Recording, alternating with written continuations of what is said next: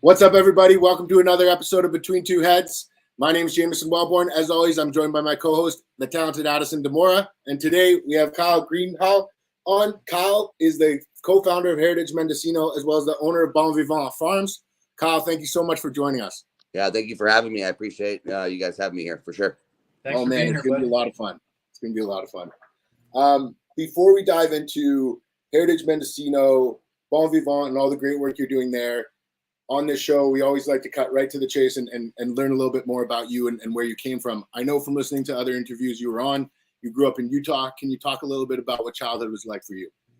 Yeah, I grew up in Utah. I was Utah born and raised in a Mormon family that wasn't like super strict or anything. We just went to church on Sunday and were able to kind of just, that's what we did as being a Mormon family. I grew up in Utah. I've been a cultivator for 25 years now. It started when I was a little kid, about 15. What were you like as a kid?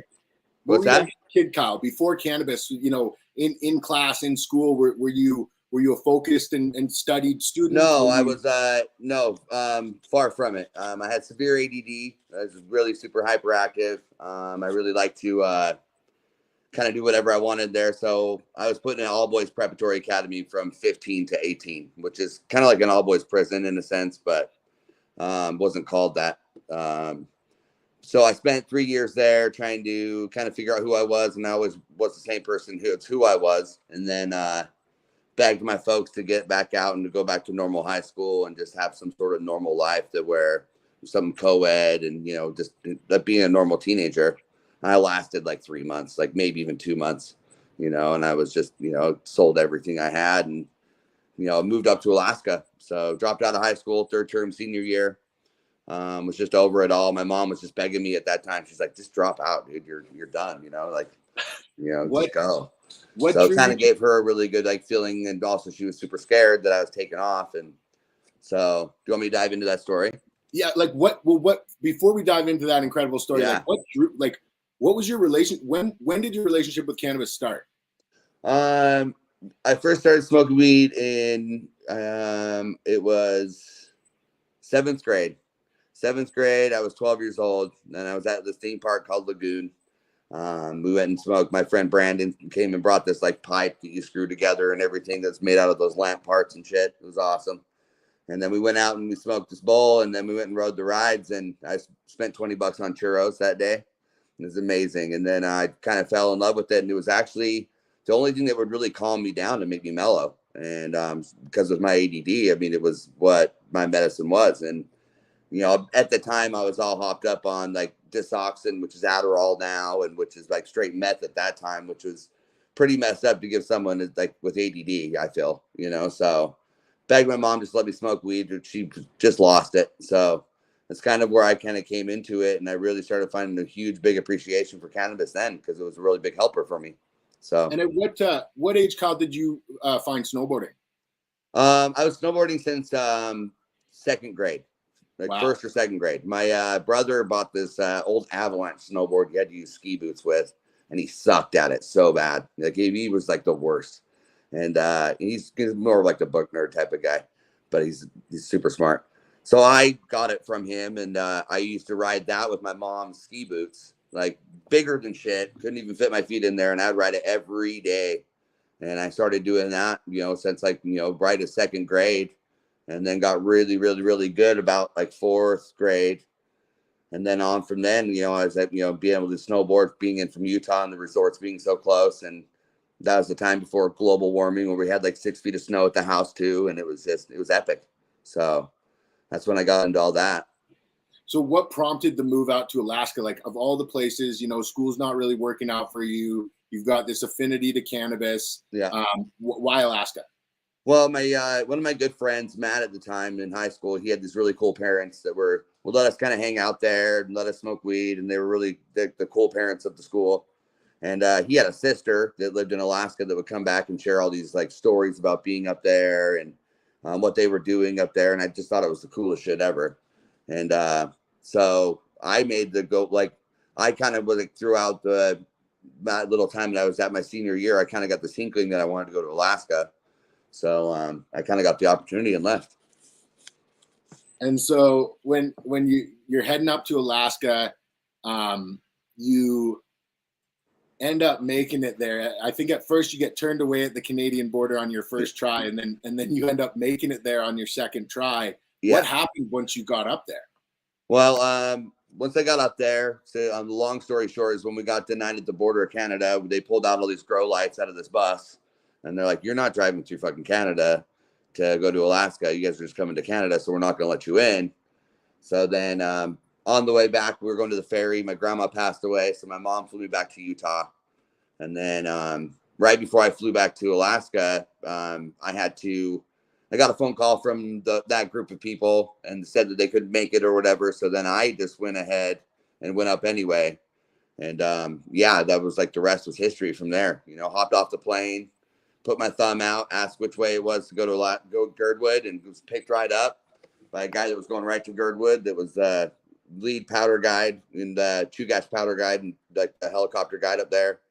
Had all like the riders snowboard from Ride Snowboards, like Terje, everybody, like the sickest shit I've ever seen in this thing, like just amazing. And we were driving down the coast all the way down to Girdwood, and there's these big, huge icebergs. They're just covered with dirt, and it was just, it was dark, pitch black. But, I really could see there was something magical. And then, I showed up to that hotel, asked for a job, and ended up getting a fucking house. So it's pretty epic.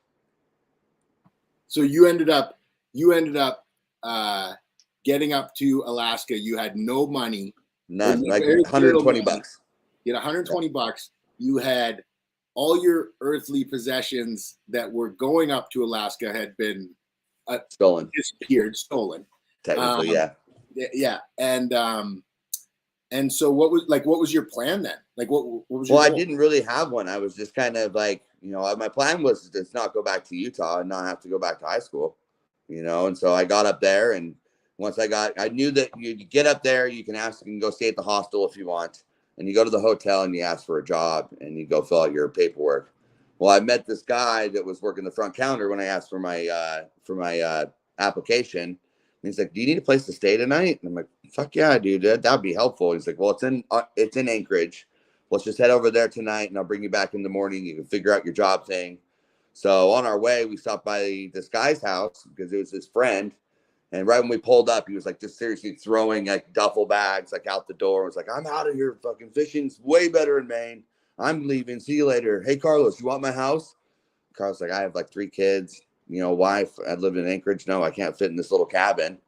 And he points right over at me. He's like, "What about you?" And I'm well, I'm broke, bro. I don't have anything. And he's like, "Well, it's the third of freaking January. You can head out. Sorry, it's the 3rd of December. Yeah, January. Sorry, January." And he's like, "You got all month to pay for it." He's, "I'll figure it out," and like tossed me the keys, and then got into his car and just like gave Carlos a hug, said "see you later," got in his cars and it drove off. And I'm like standing there. Carlos looks at me. He's like, "You're the luckiest motherfucker I've ever met in my life." And then and I'm still standing on the front, like not even in the house at all, like just standing out there, and he drives away. And so mind you, I'm like a little 17-year-old kid, not like just never been really on his own like this. And so I go into the house, open the door. There's a beautiful futon on the side. And like I go to open the fridge, and it just been packed with like the biggest box of Costco hot dogs, the big old bag of falafel, big old bag of freaking pancake mix. And I ate that shit for like 4 months straight. I mean, that was like, I lived off that, it was a super big blessing. So what were you doing then as you were getting set up? Like you've got your house, you're in Alaska. Like what's your first move? Well, my first move was to try to get the job at the resort. And then I had to find someone to pass a P test in order to be able to work at the resort. So found this guy, drove all the way to Anchorage, put in my P test, like my fake P or whatever, and then got the results back. And at that time, like, it was kind of funny is that it tested positive for cocaine. And I had like 17 years old. I'd never done that in my life. I was just like, I'd much rather if I can test positive for weed versus the cocaine. But, long story short, it gave me the job over at the bake shop, which is like all of our snowboarder friends work there. We were able to ride at the resort still because it was kind of affiliated with it. So we ate every day. What's that? You didn't get the job at the hotel. Nope, I did not get the job at the hotel. So I got the job at the bake shop, and the bake shop was really dope. So it's way better. So Awesome. So what happened from there? Like, you know, what progressed from the bake shop? Well, I started kind of hanging out with this crew of people that were, you know, kind of like the weed growers around in town. I started buying weed from them and selling eighths on the doorstep of the Mercantile, and just kind of getting to know people around through that. And then I started dating their roommate at the time. And then I started helping them with their grow that was underneath the basement. It was like in the 7-foot crawl space underneath their house, 15 lights, all set up with bubble buckets. I mean, they had it like kitted out. And so I started helping them a little bit. And then like one night I could smell the smell in the wall. Like it smelled like shit was burning. And I just kept kind of going over to it, but I couldn't really like figure out what was going on. And then we woke up, went to work. And then finally we get a phone call. And it's Eric. He's like, the house is fucking on fire. I'm going to the hospital with the dogs. Like, you guys need to get down here. So me and Amy like freaked out, and we were like hopped in the bus and drove down to the house. I couldn't even drive this bus. Like the stick shift was just something that buses do. I couldn't figure it out. So just grinding gears the whole way, pull down, and the house is just completely engulfed. So he goes to the hospital for smoke inhalation, and she goes to the hospital with her dogs. And then like the fire department asked me, like, who can vouch for this house? And I'm like, I'll vouch for this house. So I vowed for the house and stuck around while they got the fire out. So they did the inspection after the fire was out. And like, I'm like, okay, good. They still haven't looked underneath the crawl space. And then next thing you know, I see the guy go pull up a board and then go pull up the other board. And I'm like, oh shit, it's over. And right at that point, like, just, you know, he's like, calls the chief over. They look in the basement. He sticks his head down there. He looks right up at me. He's like, you have fucking 2.5 hours to get all this shit out of here.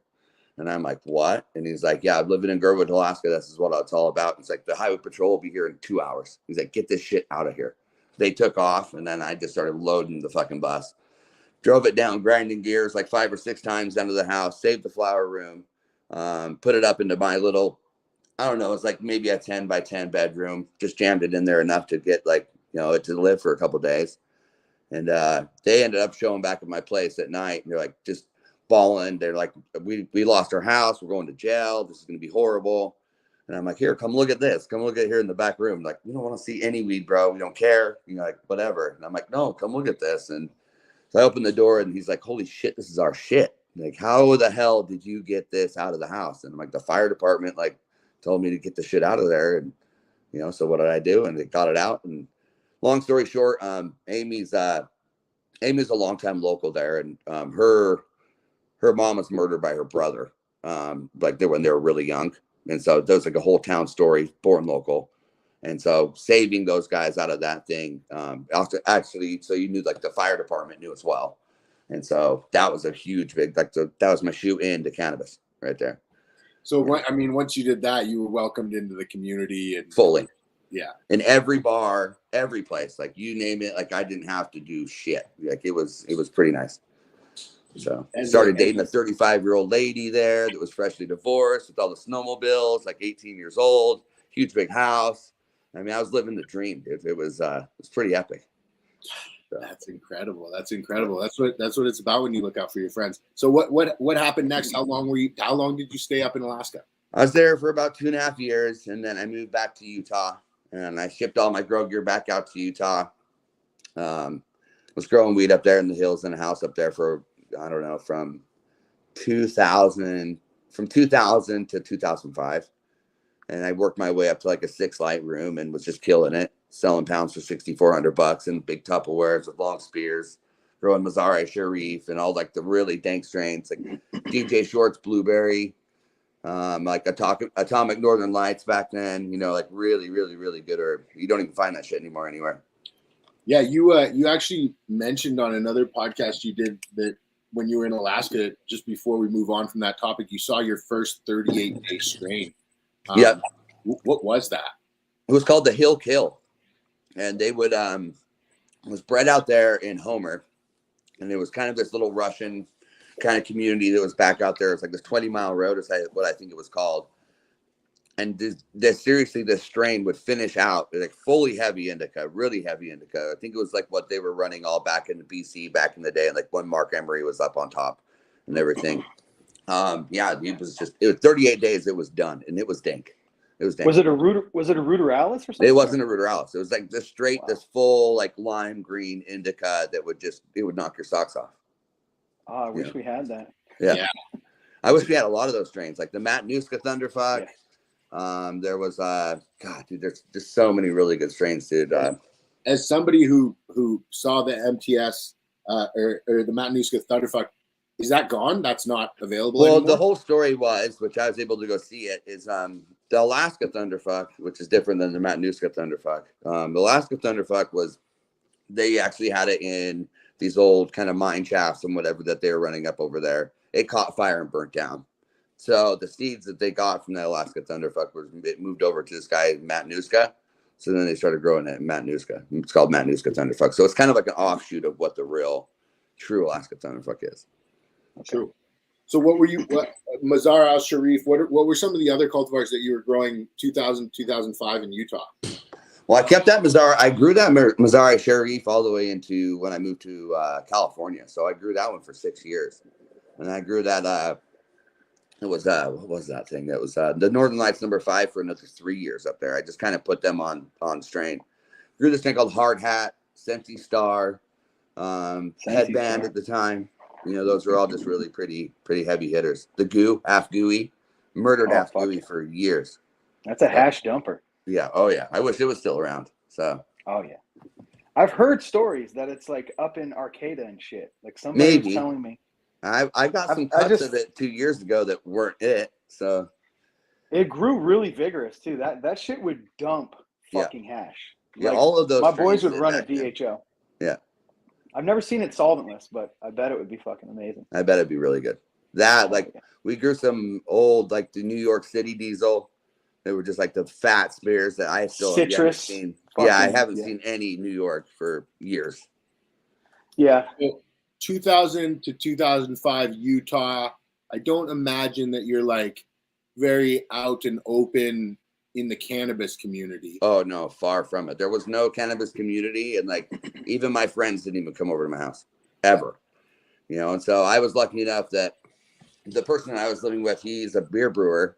So he worked at the breweries. He would like brew beer all the time. I grew the weed. He brewed the beer. Our fridge was just full of kegs and like glasses and then like fucking weed. It was pretty dope. So we were able to have a pretty good time up there.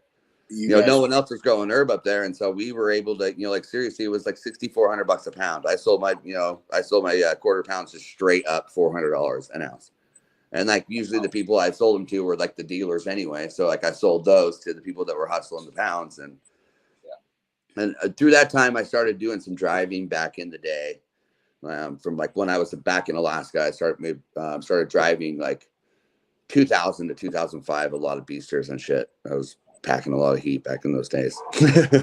So during this time from Alaska to Utah, like how prevalent is snowboarding in your life? Like, is it something that it's mandatory? It was good. I mean, it wasn't as prevalent as when I was younger, because then I started getting to the rave scene. I started getting to the rave scene really heavily, throwing all the parties, doing all that stuff, and was completely nocturnal for like 3 years. The Utah rave scene. Oh, dude, it was the biggest.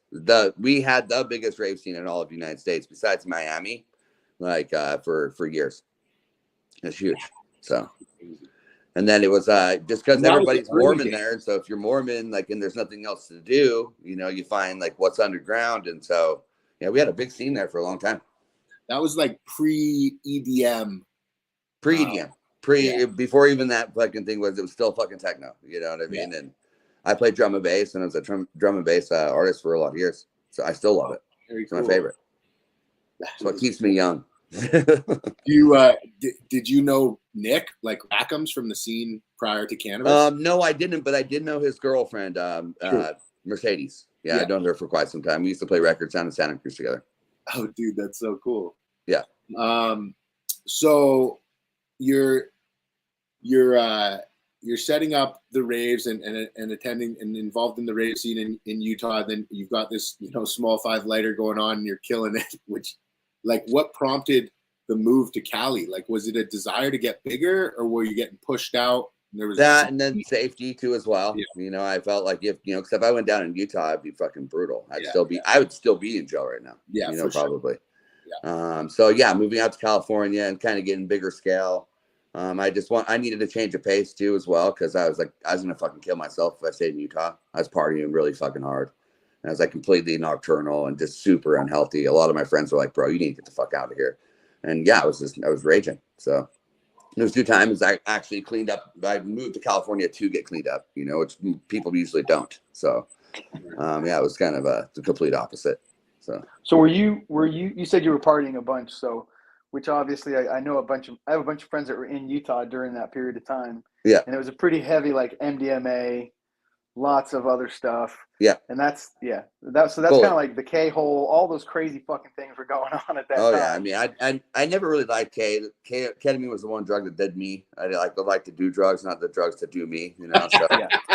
it was kind of, I stayed away from that one. I knew the ones to stay away from, but then got heavily in everything else. So. Ketamine's like a drug hug for sure. Yeah, it is. It is. You turn into Mouch mode, the man on couch. Drug hug. Yeah. So. Drug hug, and you're like hovering above yourself. Dude, yeah. That's why you think about all the shit you're going to quit, you're going to do, and then you get done, you're like, I'm not doing that shit. Hell no. So well, you got to mix it with other drugs so you have a remote control and you can kind of go in different directions. Otherwise, I mean, wait a second. Don't do anything we're saying right now. Yeah, don't do that. This is past history. If you haven't done that, then don't do that. So don't do that. But when we were stupid and young, that was the kind of shit, that we did and that we thought. And I just when you were talking about that era in Utah, it just reminded me of everything that I knew that was kind of going on in Utah. So that's crazy that you were like right smack dab in the middle of all that. I probably was the ringleader too. So is the Amish community, specifically like the adolescents, consuming cannabis, or not really because it's too? No, the Amish. You mean Mormon? Sorry, Mormon. Yeah, Sorry. Mormon. Yeah. I mean, Mormons. I mean, there's a lot of smokers up there. There's a ski resort town. A lot of people puff. Park City's really fucking pretty heavy with that. No, but I mean, in specifically in the Mormon culture, like, is it? Would they rather be doing hard drugs like MDMA and going to raves because like you can kind of like? Well, no, I think it's just there. I think everybody would just rather kind of not go to church and be with this bland, family that doesn't have any culture. And so a lot of people, like, if you're like really inbred with this white culture, you don't have any flavoring in your fucking food. It's just, white culture. A lot of these kids starve just like I did for other culture. Like why I moved to Oakland is that I wanted to be the minority. And when I moved to Oakland, like I was right there for 8 years, right on High Street in San Leandro, like right in the thick of it, running 4 warehouses. I mean, it was like the Melrose place for pot growers. It was the shit. It was like everybody grew there. You could like walk over to your neighbors and borrow a cup of PH up. Like, hey, bro, can I get some PH up? And it was great. It was practically legal, to be honest with you, because you'd be it was. At that point. Like if the cops came over, if you were robbed, like they didn't care. They didn't really bother you or anything like that. Was this was this after 215? Yeah, that was after 215. I was there from 2007 to 2014. Okay. And then I moved up to full time up to Mendocino. So I was bouncing from Oakland to Lake County, back and forth, and I was going like every other day for quite a few years until I went to jail. And then I got popped in 2012. What's your setups look like? Indoor at the place there, we had. Tell us the whole story about what happened with getting popped. Okay, so please, if you want to hear the story, so this is So I used to bounce back and forth I had this place down in Lower Lake. We used to call ourselves the Morgan Valley Mafia because we were out in Morgan Valley. All of us grew there, a bunch of our homies out there. And I'd bounce like every other day. I would go water the farm up at the ranch, up in Lake County, go to Harbin Hot Springs, go back in the morning, and then water the rest of the plants and then drive to Oakland. Then I'd take care of Oakland, wake up that morning, drive up to Lake County. And I did that for like 3 years solid. Like seriously, put 200 miles on my truck within like no time at all. We never in Lake County, we always never trimmed up there. We always shipped everything back down to Oakland, to the warehouses, because it was just a lot easier to work with during the wintertime. And then this one year we decided that we were going to trim up at the ranch, and we're like, screw this. This is a lot of weed. We're not trucking this down the hill. And oh wow, I'm like reliving this fucking nightmare. It's fucking crazy. So any which way, I go back down. It's harvest time. We're putting stuff in, like everything's hanging up. It's done. It's beginning of November. I take off down to Oakland with my girl to go check on some shit or whatever, and I leave the kids up there. Trimmers are starting to come back up, and then I get a phone call from some of the trimmers, and like, hey, Zeb, this is the guy that's working for me. It's like, hey, Zeb's acting really fucking weird. We think he's fallen off the wagon because I cleaned him up off of heroin. He had like been super sober for like 6 months, like doing proper. And then finally I paid him this big old fat paycheck and he's able to go get his teeth fixed. And so he goes to the dentist. They write him a prescription for painkillers, right? Because his teeth hurt. So he goes back to the farm and just completely falls off the wagon, and he's one that could carry a gun around, and he was super gun responsible. So he always had a gun on his hip, just what you needed to do at that time. So then, so I get that phone call, and so I go back up there, and once I get up there, he's all knotted out and just foaming at the mouth and just really just fucked up. So I'm like, bro, you need to go into the trailer, get some rest. I'm going to go to the backfield, get these kids bucking down this weed and put it in the bins. I'll be back up here in a minute. Do not leave. I'm like, do not fucking leave this ranch. It's like, if you leave this ranch, we are done. I'll pay you more, but we are done as friends. You are not able to drive.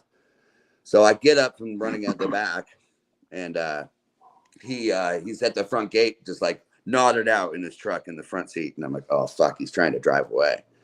So me knowing he's got a gun on him and everything, I'm like kind of slow putting my hands into the car so I can get the keys. And then, and so as soon as I reached in there and turned the car off, he felt the truck shake and woke right up and like looked right at me. It's like, hey bro, sorry, I'm just moving my car. I'm like, dude, you cannot leave. I was like, I've called your wife. She's going to come get you. And he freaks out. He's like, what? You fucking have called my wife? Because he didn't want her to see him like that.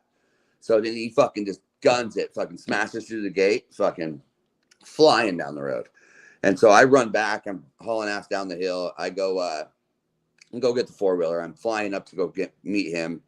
And then as soon as I show up to see him, he's like, his wife pulls right up. And he gets like, opens the door and just falls straight onto his back. Just like, boom, gets up, flips me off, flips her off, gets back in the truck and drives off.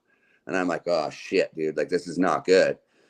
So he ends up rolling the truck on his way out, fucking somewhere down the road. They found the gun. They went back to his house. They fucking found he's been stealing weed from me. And then so then they found a lumber receipt in his car, which I don't think he did. I think he narked on me. So then they showed up at my place, fucking fully busted everybody, pulled everything out, fucked up my whole ranch, cut up everything. It was just really kind of a big mess. We had just barely passed them or something when I was going to go get gas that day.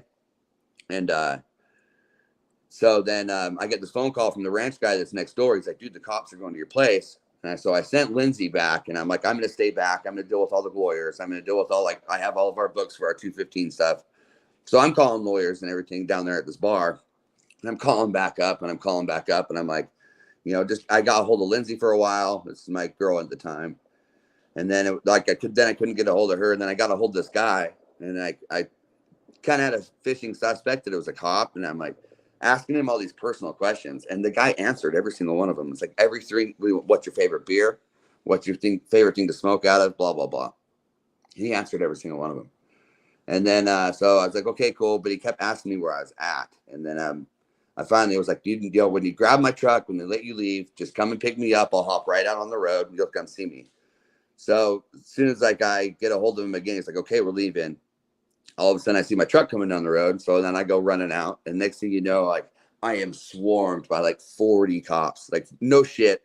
The whole shebang, SWAT, everybody like, get on the ground. And like cops got out of my truck.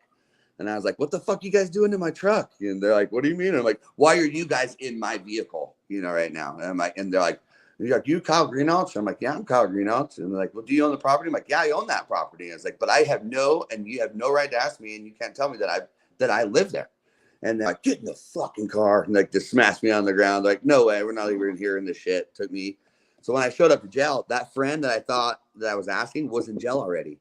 Like, I don't know how this guy knew. I don't know what happened, but so I knew it wasn't my friend that was turning me in. So long story short, he like cold guessed the dude's favorite beer. He guessed it. Bro. Like, I have no idea. Maybe saw like a bottle sitting there, like luckily, but then this friend's like, his favorite thing was to smoke out of a hookah, and there was no hookah at the ranch.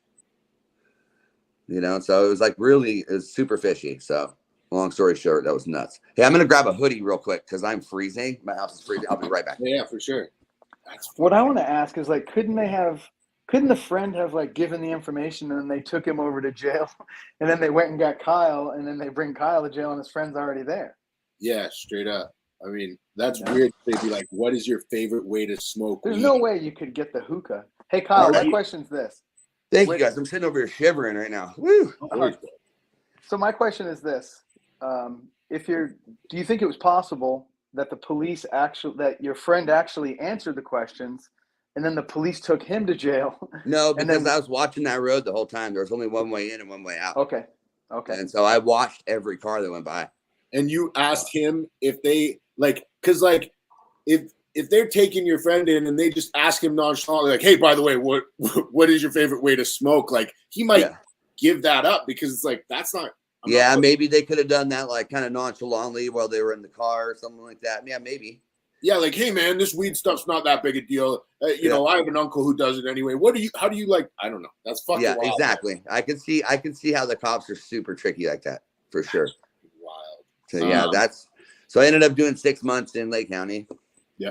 After that, it was like almost a 2-year case. So I went to did time over there in 2014, and then got out, and then just went straight fucking completely legal. You know, like shut down my warehouses, moved up to Mendo, sold my ranch up there, which was kind of a bummer because it was totally paid off, and 72 acres in Lake County. I could have probably sold it to all those guys that were trying to come in and blow it up for a couple mil and been done. Yep. And then I wouldn't be doing the shit I'm doing now. So. Well, everything happens for a reason. Yeah, no, it does, big time. You know, and I wouldn't be anywhere else, bro, right, other than right here, right now, for sure. Yeah. Like I feel very blessed with the team that I have. Yeah. You know, with everything. I mean, it hasn't been easy, but boy, fuck, it's worth it, bro. It's really worth it. So. Yeah, and I mean, you've been doing this for a long time. Like, man, it's so cool to hear this story. So, you know, I don't want to skip ahead. I want, you know, you get out of jail. Yeah. And you shut down the everything, and then your mindset is, I'm going to move up to Mendo. Yeah. I'm going to do everything completely legal. Yeah, I mean, it wasn't completely legal because I got a place up, you know, that was down right when I got there. I moved the 20 lighter up there. I was completely broke, mind you, at this point. I'd gone through everything. Like, I lost a relationship that I've been in for 5 years, but right before I went to jail, I met Coral, my wife now. And so she was able to go do her thing for a while, and then came back right before I was in jail, right before I was out of jail, and be able to take care of this farm I was doing up there. I had a 20 lighter, and I had this other 50 plant garden that was right below the ranch where I have now. And I was like, then I was running that shit from jail. You know what I mean? I was, got it set up and then went to jail. And then, we went and we grinded to do that. I sold my place in Lake County, then bought my big ranch up here in Willits. And we were able to get, the only way I was going to be able to get on, do what we wanted to do was to get on some paper, right? So I was still on probation. My girl got us the license. And this is right when Mendocino went back to the tag time. And I was super nervous, dude. Like, so her name was on everything. I was the renter. I was like the landlord. Like, it was just, that's how I fucking did it. And long story short, we did really well for a while. And then we're able to expand some more. And then I got the opportunity to take over a dispensary that was up here called Pure. So I spent, whatever money I had made up between that point, like 40 grand or something like that, to rebuild this dispensary because I was promised 50%. So I dumped everything that I had at that time into that. In the meantime, my girl calls me up, just nonchalant. She's like, dude, I'm pregnant. And I'm like, holy shit. Okay. And I just bought like a skid steer, all this other shit. So I returned the skid steer right off the bat. And then, then finished opening up the dispensary. And then it was like 6 months before Prop 64 was going into effect in 2018. Mm-hmm. And then, so we went recreational. And the day that we went recreational, we saw triple the door swings. I mean, we were seeing like $1,200 days at that point in the first, because that's all right in Mendo, to like $5,000 to $6,000 days. And it was just overnight. And so we were doing really well, and but it only took maybe about 45 days until the owner saw what was going on, and we were making some money. And I just built this place beautiful, and I rebuilt it just gorgeous. and started taking everything back. Started taking all the deposits. Started doing all this other shit. Started losing all my vendor relationships. Doing all this stuff that was just really brutal. To where it kind of like we made this trip to go down to LA, and all this kid could talk about was money. Like he just like talked about the money, all those people you can make money off of. And I just started getting sick of it. And I was just like, dude, I'm so sick of this relationship right now. And I'll chime in more about the like that thought pattern anyway a little bit later. But where it started making it feel really unspecial. And so just like I said with like, the racing when I left, it was unspecial, and I just kind of wanted to move on. And so I really was like, okay, cool. I got the gist that he didn't want me there anyway. So I used it kind of as a an escape route to get out. So I used that to get out. Got all my money back. He gave me, roughly about 50K back. Took everything that I put in there out of it. If it wasn't attached to the walls, I fucking took it. And then I made him start back up over again. So then at the same time too, as well, I had my eyes on this building. And it's right before my son was born. My son was born on March 26th. So I saw this building, and I begged the guy, the owner of the building, because it's for rent for like 2 months, dude. I drove around 15 grand in my fucking car, because the day that he told me I could have it, I was like, bro, I got 15 grand in my car right now. At the moment you give me the renting, I will drop it off for you, and I'll pay like a year's rent, And so finally he says yes, like right 2 days after my son's birthday, right when he was born. I walked up, gave him that money, and then so yeah, it was started building Heritage right then. Fuck yeah. So did you have the vision for it from the beginning? Like was Heritage? Not all the way. Yeah, I had the vision of what Heritage would be, and I had the vision of building a place, but not a hashery. I knew that we were going to be making hash there, but that was more involved of like really, because all it became part of was like the architecture, like all like getting the cannabis license was the easy part. It was like getting like the building permits, getting everything to go through city approval, like all that shit. It was a nightmare. Title 24, everything that you have to do. I retrofitted a 1940s building, and so if I would have built a new building, it'd have been fine. But this building was built in 1940, and everything I did made it stronger. So then, therefore, it had to be re-engineered. And so you also put a hash processing facility as well as a retail store. Yeah, same civic address. Like, I mean, that's a lot. That's a lot for any municipality. So like, I can only imagine. Well, they were stoked on it, So when I was building the place, and I'm like, okay, I'm going to put the hash room over here. And I was like, well, what am I doing putting a wall right here so you can't see it? And I was like, okay, like we're putting in a window right here. You're going to be able to see all this stuff. What we're going to be? We're going to be a hashery. And so it started kicking into my, as I was building this place, like it was starting to be coming into like the processes. And then as I'm getting supplies and running to the dump, there's this place in town, like this John Foster Trucking. And he's the kind of guy that like retrofits Connexes, retrofits all this like weird shit. You bring like stash metal to him. This is the type of guy. And I drove by his place, and I saw that tank that we have right now, the one that we retrofitted. Saw that over there, and I was like, and I've been making hash since fucking, since the beginning of time. I swear to God, 98. So, I mean, right then and there is when we started using bubble bags. It's like early 2000. So I saw the machine, and I was like, oh my God, this is perfect. This is actually super perfect for this. It's like if I raise it up off the ground, if I do this. So I asked him if I could buy it. And he's like, well, you can buy it, but it might be stolen. And so I'll get, like, I'll let you know here in a month or two. And I'm like, well, how much do you want for it? He's like, $1,200. And I'm like, $1,200? Okay, good. I will, so months and months went by where I was like, hey, have you talked to the sheriff yet? I want to get the machine. And then, so finally, like, it was the last day I was building this big wall, and I had to put this door in. And I'm like, fuck, I'm going to go over and ask him one last time. And I go over there, and I'm like, hey, bro, I'll give you $1,700 for that machine right there. $1,700. And he's like, oh, man, I really wish I could. Let me call the sheriff real quick. He's like, but I don't think he's going to release it. And then sure enough, as soon as I finished that wall and finished that door, I put my nail gun down, got a phone call. And he's like, hey, bro, you can come pick up the machine. And I was like, dropped everything, and just ran over, grabbed that machine. And like, I remember making a post about it when I first got it in the trailer, and people were just like, what the fuck, dude? For the people who haven't had the absolute pleasure of visiting Heritage Mendocino, your shop in Ukiah, can you describe the machine, the vessel that you're talking about? So for sure, it's a top driven propeller, but the propeller goes in from the side and at an angle. So it's got two different types of angles on it. It was a machine that was built in 1986 for stirring curd, for doing high pressure curd, doing thick material. And the motor that it had on it when we picked it up was like water cooled.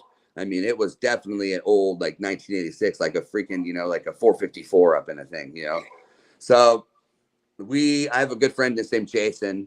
He's a bioengineer, and he does like a lot of the bottling lines and a lot of other like brewery stuff too as well. He got me in touch with like the people to retrofit the new motors. We saw that thing and we retrofitted the whole new motor. We got new hydrofoils built for it. And just kind of specified everything that was going on from there. I had a 2-inch port in the bottom. I welded a 4-inch port in the bottom, just knowing like one day I was unfortunately using the restroom, and I was like, you know what, dude, if I can get that down that hole, then I probably can get some material down that 4-inch hole. So then we welded a big old freaking 4-inch port on the bottom. So now like there's no climbing into the machine, there's no nothing. That last load, when you're spinning on that third run, you just flush it out the bottom through the bags and kind of catch out and rinse as the time going as it's spinning slowly, and you just spray it out. It works better than what we really thought, So I was like 15 grand into the machine before we even turned it on, before we even knew it was going to work. And the moment that we like kicked it on, we were like, holy cow. It works better than anything. So nice. We're actually going into business building those purposely built right now. So we're going to actually get taking that same model and that same concept. That's so cool. But doing it the right proper way. Awesome. Fuck yeah. So So you're getting into the equipment manufacturing. We are. That's my pivot. So Congrats. I've been a cultivator for 25 years. As y'all have said before, I'm stopping right now. I'm going to stop for a while. To start, Brian, that you guys have talked to before, the Briantist. Yeah. He told me one time, just because I've been having a really hard time, he's like, bro, just because you're not growing, doesn't mean you're not growing. He's like, if you're going to be growing, you're going to growing your business. So like the last year and a half of like opening Heritage, trying to run my farm, trying to do everything and having a new baby, blah, blah, blah, blah. I really came to focus that like my team at Heritage needs me like hyper focused at Heritage. And I've built something that's special, and I need to make sure that I follow through with that next vision that I had that's bigger than just cultivating cannabis. I'm not saying that cultivating cannabis isn't a huge thing, because, it massively is, but it's not. I can use this now as to support our industry, to support our teams and the farmers behind me, and if I use this the correct way, then I can step back on cultivating cannabis and hopefully help other farms too along the way. So that's my decision on my pivot right now. I'm really making like a big move just to really kind of support my wife while she's being pregnant, not drinking, not doing anything. It's a really big shift for me right now in my life, to where, if I'm going to make this roll, I've got to make some big steps. So I've taken an opportunity now, is that I'm going to, I'm not growing cannabis, but I am harvesting some other people's fucking farm that's down there in Sebastopol. So we're going to be cataloging all this fresh frozen there, making these, beautiful catalog of what's going on there, and hopefully start getting into the fresh frozen game. So a little bit more. You've done some really cool stuff with the shop. Like, not only have you been able to bring a really focused retail experience towards solventless hash consumption, but also worked with a lot of farmers in very, very unique ways. Can you talk a little bit about, how you worked with those farmers and the economic conditions that kind of forced those relationships to come about? Yeah, I mean, we work with our farmers the best we possibly can. I mean, it's a lot of the product that we get is a lot from me. It's from my farm, Bon Vivant. But we've had as our recent success and everything, John from Huckleberry working with the White Thorn Rose and a few other farms that we've been working with. We have the rare opportunity to work with something that's very unique, that's actually helped our team really build some rapport. And that, not even though they already didn't have it, but it really put us on the map working with John. So we try to do these things like where we do splits and we do farm splits, and then we kind of do a rev share thing that we've been doing with our farmers. But I'll tell you what, the last 3 months until just after July 5th, everybody was at a freeze. You know what I mean? So we were there. So here we are doing mass production, like producing like a motherfucker. And then no one's buying bulk. You know what I mean? Everybody's at a freeze because they don't want to pay cultivation tax, but you know, all sorts of stuff. And, you know, and then the economy's kind of slipping. So then right after July 5th, boom, like finally things are just starting to fly. You know, it was like next thing you know, like it was actually business is starting to pick really good back up again. So super positive, but last 3 months were brutal. Yeah, it's ebb and flow. Yeah. What kind of like trends are you seeing in the solventless market in Cali? Well, I'm seeing that it's trendy. You know, I'm seeing that it's really now getting into the trend. I'm seeing really now that people are at the race to the bottom. But that's the point of, and that's the beautiful part about hash, is that like people that have been in the hash game know what fucking good hash is. And a lot of people, if they're going to go to the store to buy hash, they're going to go buy good hash. You know, and so you have a lot of these other companies that are coming out that are reintroducing terpenes, not in a good way either. You know, they're hitting the market at $15 wholesale. I mean, they're really, it's a lot of people that are shifting from like the solventless world to, I mean, the solvent world to the solventless. And then, but all those guys now are being like, fuck, we can't scale this shit. And to be able to scale this, you have to have someone that's a real big artist behind it to be able to put really good product. You're not just blasting socks and seeing what the outcome's coming out. You have to rinse it well. You have to store it well. You have to like be a pro at like the post processing. You have to like on all those things. Like if you're right, you have an artist that fucking takes care of each one of those sectors. You know, I've got Belle that takes care of like the washing and the making of the hash and does that stuff, which is, dude, her technique is just amazing to watch. And then you have Brian that he's the post process manager, and he's just, you know, he loves to tinker, and he just is always in there just tinkering and doing a really good job, but he knows what he's doing. And, you know, for the forefront of like, we care more about quality than than just really what's going on out there. But we also produce for a lot of companies rosin. A lot of companies that you see out there probably are rosin in it. So. And you do, so you're mainly doing the grow and the procurement and then managing the operations overhead of everybody that's there. Okay. Yeah, I'm a serious micromanager that I'm trying to not be a micromanager. It works really well at my farm. I can micromanage like a boss, but doing that type of thing over at Heritage doesn't work. You need to really let those guys go. And, you know, and then you're also dealing with artists. They're very particular with what their needs are, and they need to be met. And it's, you know, it's a blessing and a curse at the same time. So you mentioned that you guys were getting, I'm just curious, you're getting into fresh frozen stuff. Yeah. Is that going to be, because we have pipeline. So is that going to be like lining up farmers that you know, because you said you weren't going to grow anymore? Well, just lining up farmers, no, but also just building a catalog that's actually that's data driven. You know, since we can actually do that, everything will have test washes, everything will have. And we also have a new thing that's going to be coming out. I will talk about this probably this next week after this kind of ordeal is a little bit more done. But we have a special way of actually storing the product that's coming out. It's actually with like a pod, like a Connex, like a shipping pod that runs itself for 3 days on a fuel cell.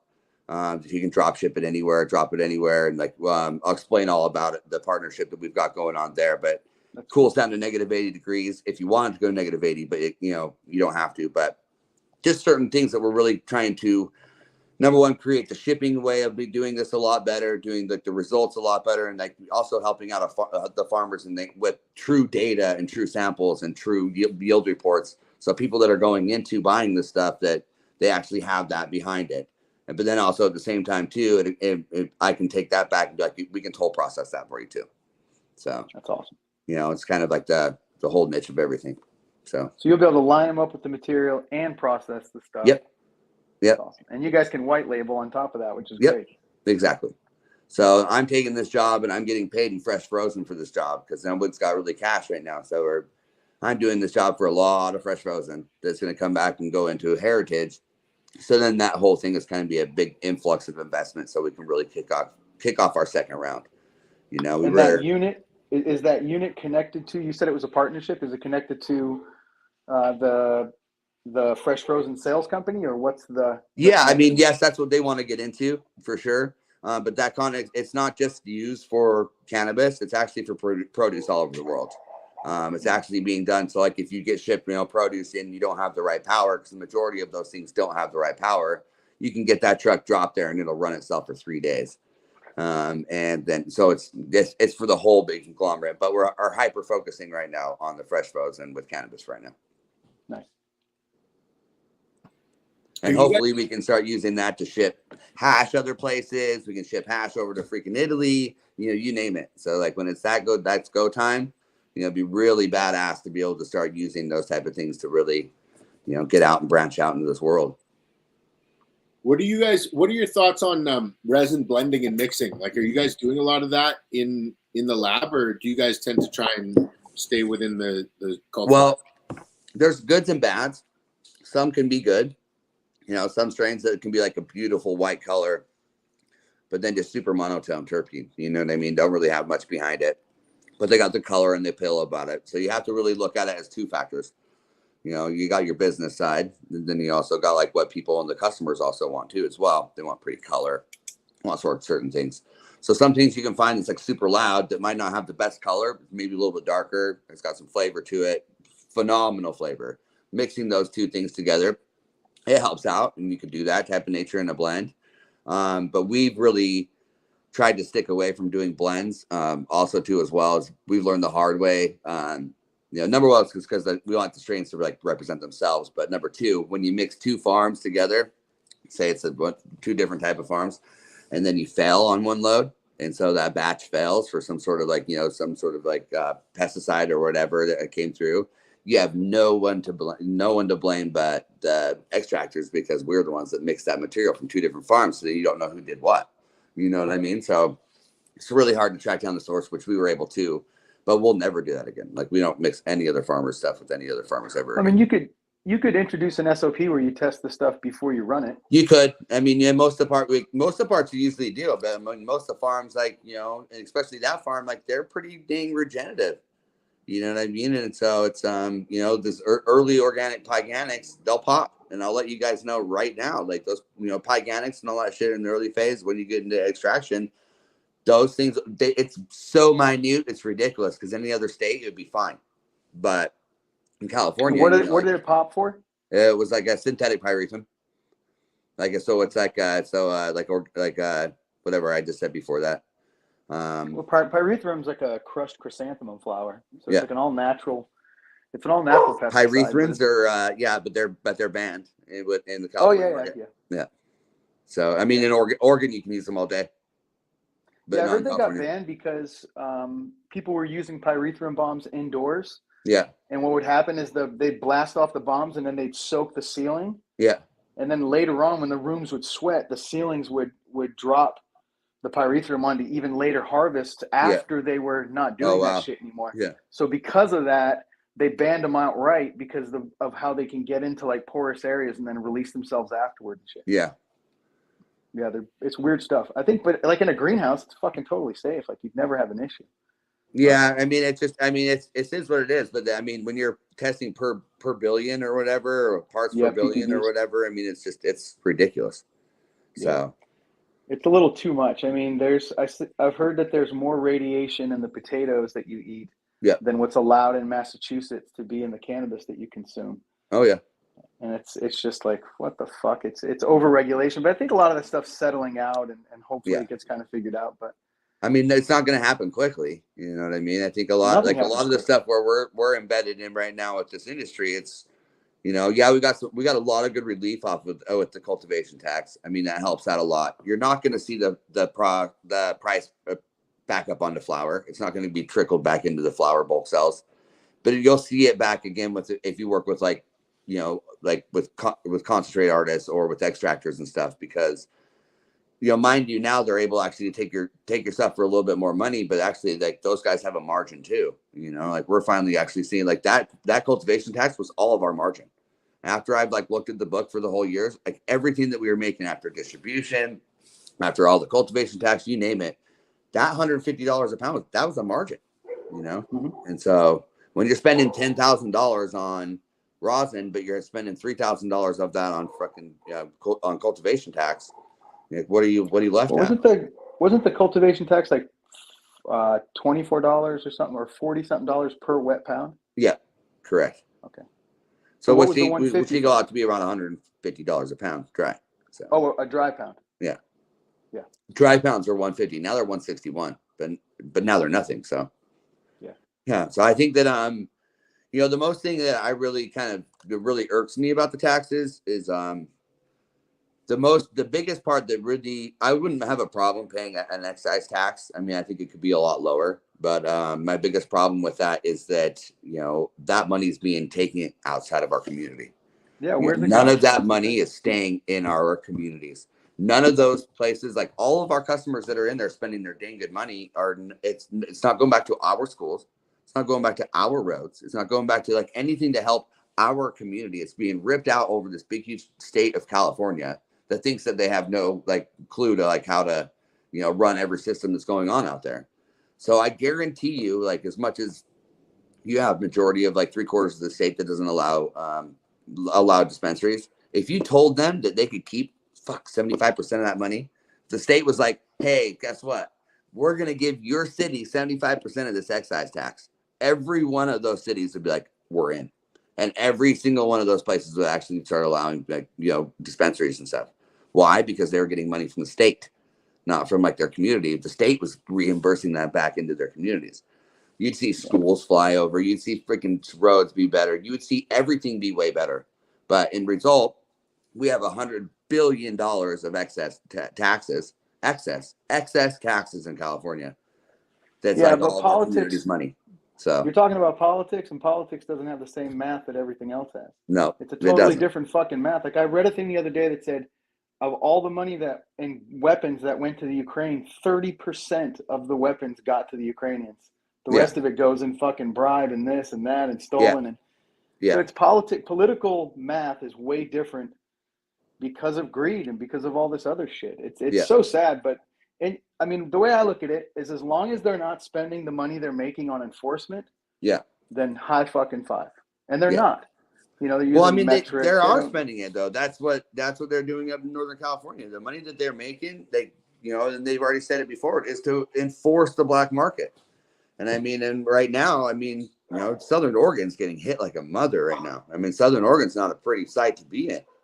They got heavily funded, and I mean, like we're all licensing things, is what's going over into the black market. There's just, serving people abatement notices, giving all like people like right now, like you can buy a property up here in Mendocino for a pretty cheap penny, and a lot of them, before but last year you couldn't find one. It was, people were buying everything they could. And do you think that was like the last stand of holding out hope, and now it's a mass exodus like it's everybody's saying, or what are your thoughts on? I think the fucking big key players are sticking around. I mean, I think if you got balls and if you're used to this shit, you've been doing it for a long time. You've lost before, you've been robbed before, you've been done before. Like you know how to handle this stuff. It's hard, but that's also too as well as like if you're able to make over 6 figures of a year, say what if you make $120,000 a year? That's good money, right? It's pretty decent. You can make a living. You could kind of, you could raise your family off of that type of nature. A lot of people don't really realize that you could still make it a living that way. You're not making $500,000 a year and be able to take your winter off. No, you have to freaking work all year now. You have to keep everything really tight. You have to watch all your budget. You couldn't just go freaking to the grocery store and spend, $40,000 and fucking call it good. Like you watch everything, you reuse everything, you do everything. And, then you'll be able to make it. You know what I mean? But I mean, this isn't like a short game at all right now. This is definitely a long game. But if you haven't built a brand, or if you're not working with a brand, or if you're not working to like make sure that like you've established a good pipeline between other brands, then I'm sorry, dude. I mean, as much as it is, like if you spent the last 3 or fucking 4 years up on the hill doing fucking nothing, thinking you're just gonna grow weed, and you just were like waiting for like that open arms of bulk sales, it's gonna be hard.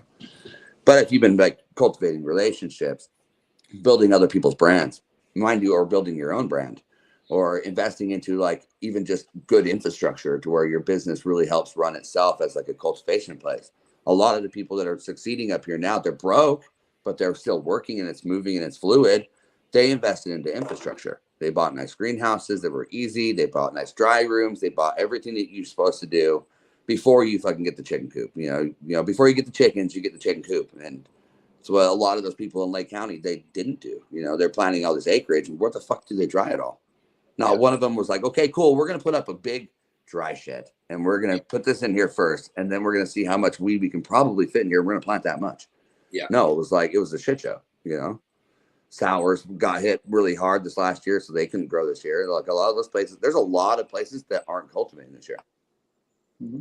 So you think it was because of greed, or what do you think? Well, yeah, because of greed. Because everybody thinks. If you get stars in your eyes, I got stars in my eyes. Like you want to grow a lot of weed, you want to be able to do it. You think you're going to be able to come up, but a lot of people have bigger stars. They want to be able to create the biomass for that own company, and the end result, all that biomass is coming from a lot of us, like me. I was providing for Blue River, Guild, like a ton of people, for Joe from Gold Drop for years. I grew for hash.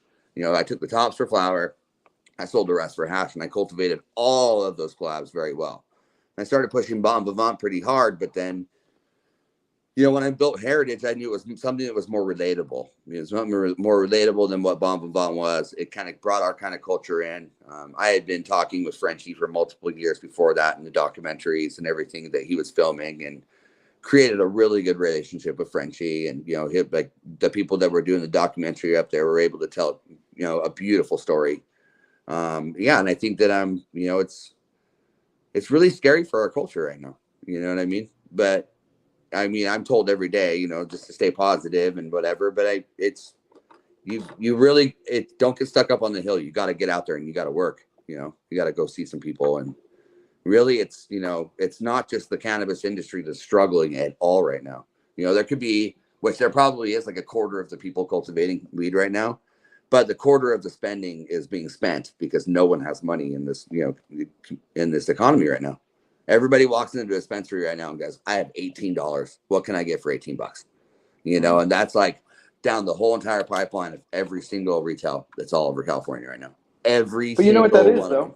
What's that? I see that as an opportunity for a guy like yourself, because you sell water hash, and you can sell a 450 milligram, 560, 600 milligram product for 1 gram at a much lower price, because you can, what I love about Heritage is that you guys were the first company that I saw that was like, hey, we take everything and we run it to water hash, and then we micron, we organize it by micron. We know exactly who we have, and then we press to order.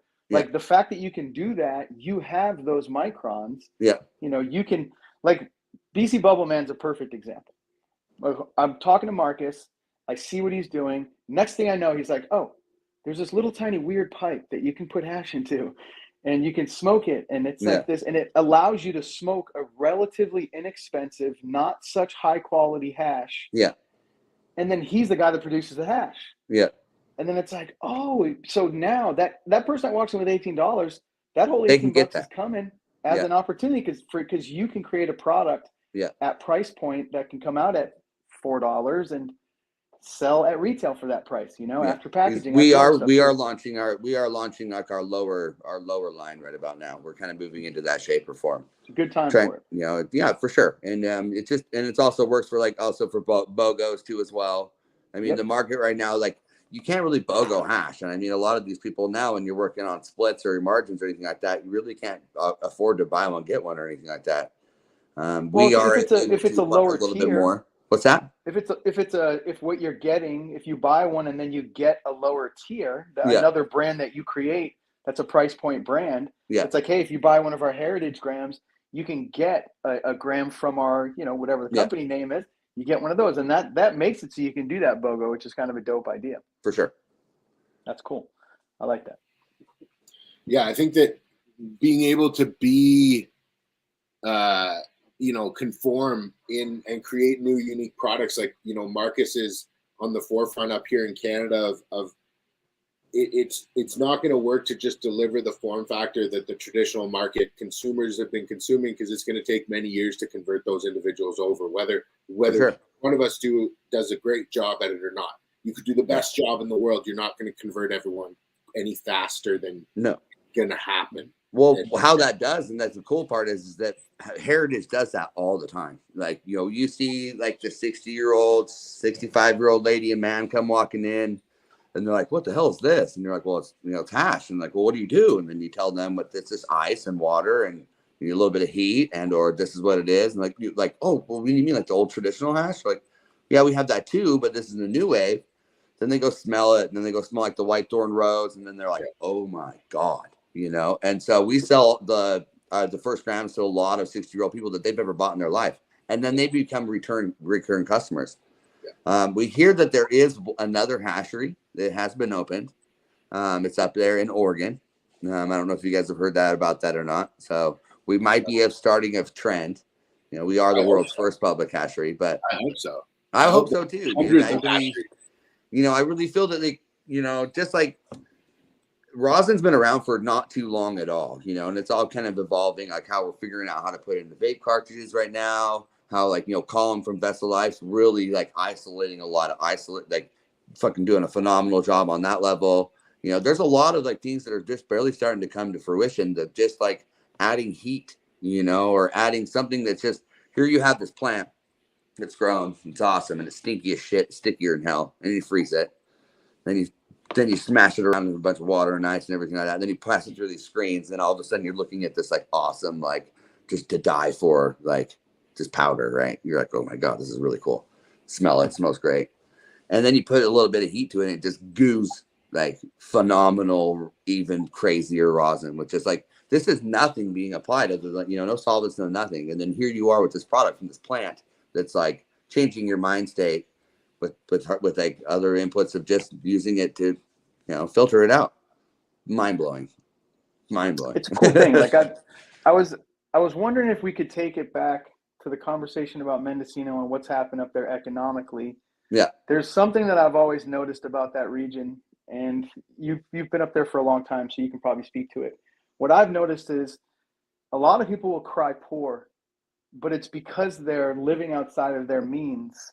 Yeah. And if they made adjustments, they'd be fine. And then I even see like recreational people that are crying poor, but they're not talking about the duffel bags going out the back and the money getting made. And they're really using the rec thing to just launder the fuck out of a bunch of money.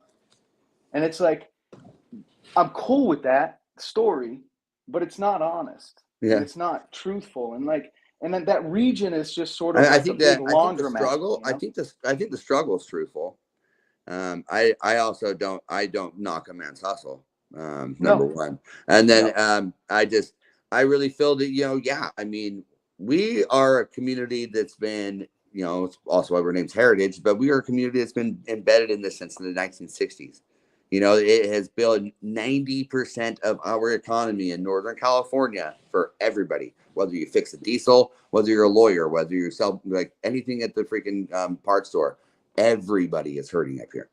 I mean, if you're not backdooring, like no one has to come to Mendo anymore to buy weed. You know, but like, anytime a geographical area that's that far from a metropolis loses a revenue stream, it's going to have that issue. The place that you're talking about, it was doing more in fucking lumber than it was doing in cannabis before that, and it just shifts. But then also, you know, Mendocino was one of like the most, and Humboldt was probably one of the richest counties in all of California for a long freaking time. Mm-hmm. So everybody was able to, like the old timers now that have gotten out of the game, they've been able to buy their houses, to sell it, to whatever.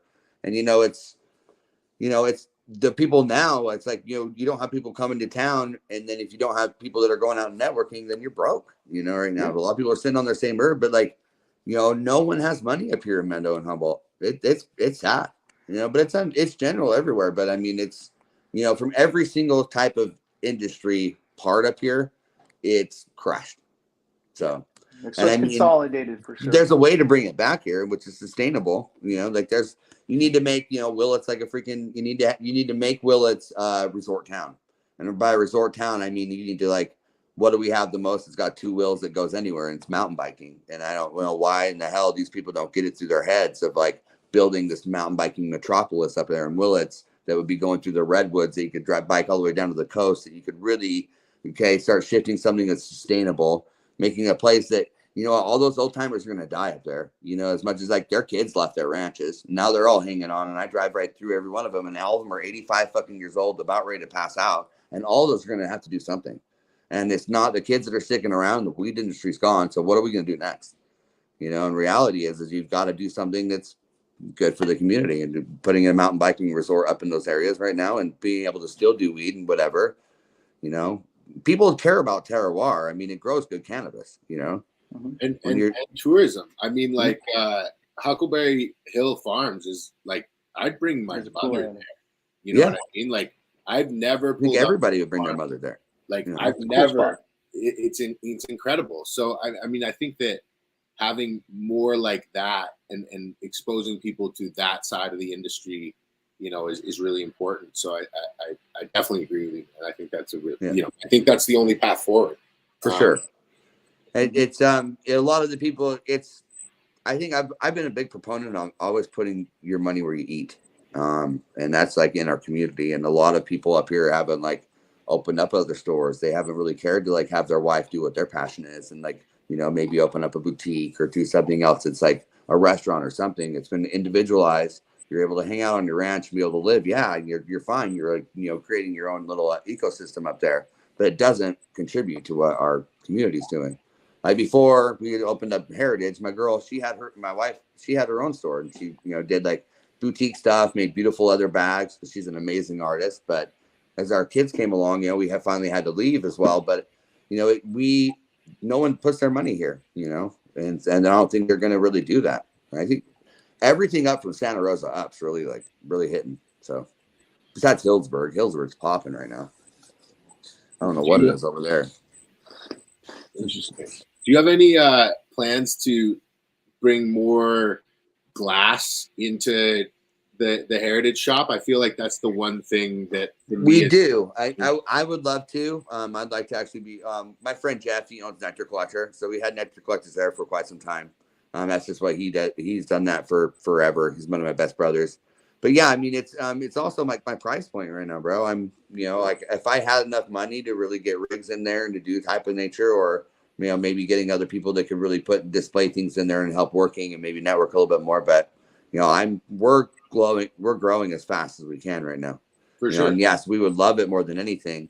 Richard, that's one of our in-house technicians for hash. He blows glass. So we have a lot of 3-pipe holes and three-hole pipes and everything for our temple balls and stuff. Oh, cool. And then we have, you know, a couple things like that. But other than that, you know, we haven't been like super hyper glass focused. So, yeah, we kind of have a couple other people that are partnering shops that are down the road that shop at our place that I almost rather have the business and stay open than me. Yeah, that's fair. That's fair too. Yeah. Well, I mean, I would love to be able to, you know, be selling Puffco's and do all this other stuff. We're really like this close to getting on-site consumption. And once we have a big, huge lot in the back that's about a half acre of property, and we're going to be putting in like 10 gazebos in the back there. But we're going to start having this thing called the Hash Bash, and it's going to be every 2 months. And the Hash Bash is that we're going to be putting up these, you know, kind of like a bracket and how you're fighting. It's going to be 150 people invite. So then you have, you know, it's a 2-day little event or whatnot. But we're going to do that every month between like the recreational, legal brands that we fit into there, and just kind of have a bash out for the whole entire year. Those brands will also vote on themselves or the other brand too as well. You're sitting around the same table as those colleagues. So we're bringing like a lot more farmers markets, a lot more concerts, and those type of things that are really trying to bring back that kind of community, which in that times we'll have like other glass artists doing their type of things there too. So that's awesome. Yeah. But, and that's the killer for me there, is that I haven't been able to do that activation. I haven't been able to use that side of that business. And, you know, really in a big thing, it's like, that's why I built Heritage too, is to, you know, be able to have these awesome events that we could do.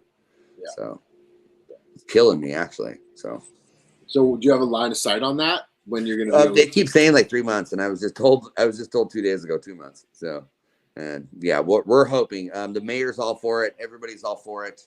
It just, everything in the Ukiah city limits, it's not fast. So everybody else can have on-site consumption. It's right on the outside of city limits, which isn't far at all. And I can't have it because I'm in city limits. So it's quite lame. So, you know, a lot of people target the lack of retail access as the major issue in Cali right now. Do you agree with that sentiment as the? I mean, yeah, I mean, fully, I see that. I mean, the retail access, like I was saying before, with the excise tax thing and being able to have those cities that don't have it, allowing that access to have it. But yeah, I mean, yeah, I see it. But right now, no. It's like right now, it's the economy that's really making it crash right now. No one can afford cannabis. People want a budget product. A lot of other dispensaries that I've talked to around up here have shifted from like, you still have some high end things there, but majority of everything's all bargain driven. A lot of everything is, and it's definitely a lot of the companies now too. If they're holding on, they're like highly discounting items. They're highly doing like BOGOs. They're highly doing everything. But you're seeing big companies fold left and right. How's Heritage doing outside of there? Like for your distribution, like your products down in LA? Distribution's been really tough. We're looking for a new sales force right about now.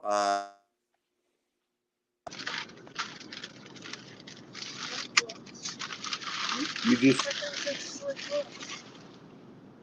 I think his phone connected to our car for a second. I did hear him talking. It's connected to the car. Oh. A second. This is interesting. We've never had this one happen before. I think your phone is. Yeah, I think your phone is connected to someone's car's We're good. Bluetooth. We're good. Your what? We're your good. phone connected to someone's car's Bluetooth. Oh yeah, probably my girl's phone. She's over there. My wife just pulled up. So yeah, and I think when she pulled up, it connected. Yeah. What were you saying, Addie? There, I think it was a really good question.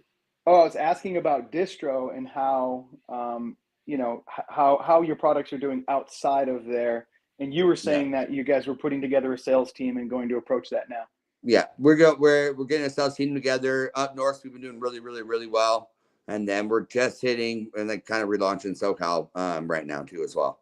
So it's definitely been very difficult. A lot of distributors have fizzled down pretty hard and it's thinned out quite a bit. And we're just realizing that using a third party to get things from point A to point B, and then just using a sales team, it's just the way to go.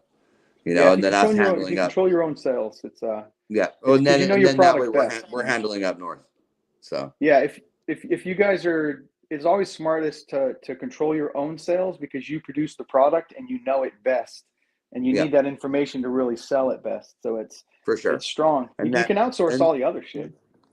Yeah, and that's why I'm actually pulling off of cultivating cannabis, is that I need to really start hitting the streets and getting out there. And there's no one else is going to sell their product better than me. So have you guys thought about getting with one of these non-storefront sales groups and like being able to then take Heritage, take its face, take its attention that you draw from it, and create a website that then just any customer in California can just jump on that website, order your stuff, and you would use a third party for the last mile, stuff like that for non-storefront. That sounds. I mean, that would be phenomenal. Like I know that 710's doing that, right? Pretty much, it's like to buy the consumer buy. Yeah, I mean that would be phenomenal.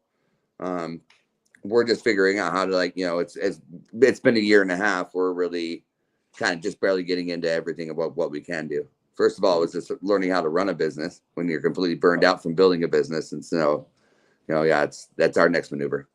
So, well, what did Elon Musk? He said that most drug dealers are better at business than the teacher or the university professors. Like they understand it so well because you're feeling it. I call it like keeping your balls in the electricity.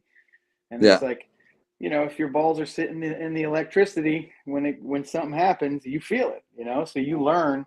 All right, my balls are in the electricity. I need to make sure that I fucking handle all of my shits in order, so no electrical currents are going to come my way and light me up. But they always come no matter what. You always, no matter what.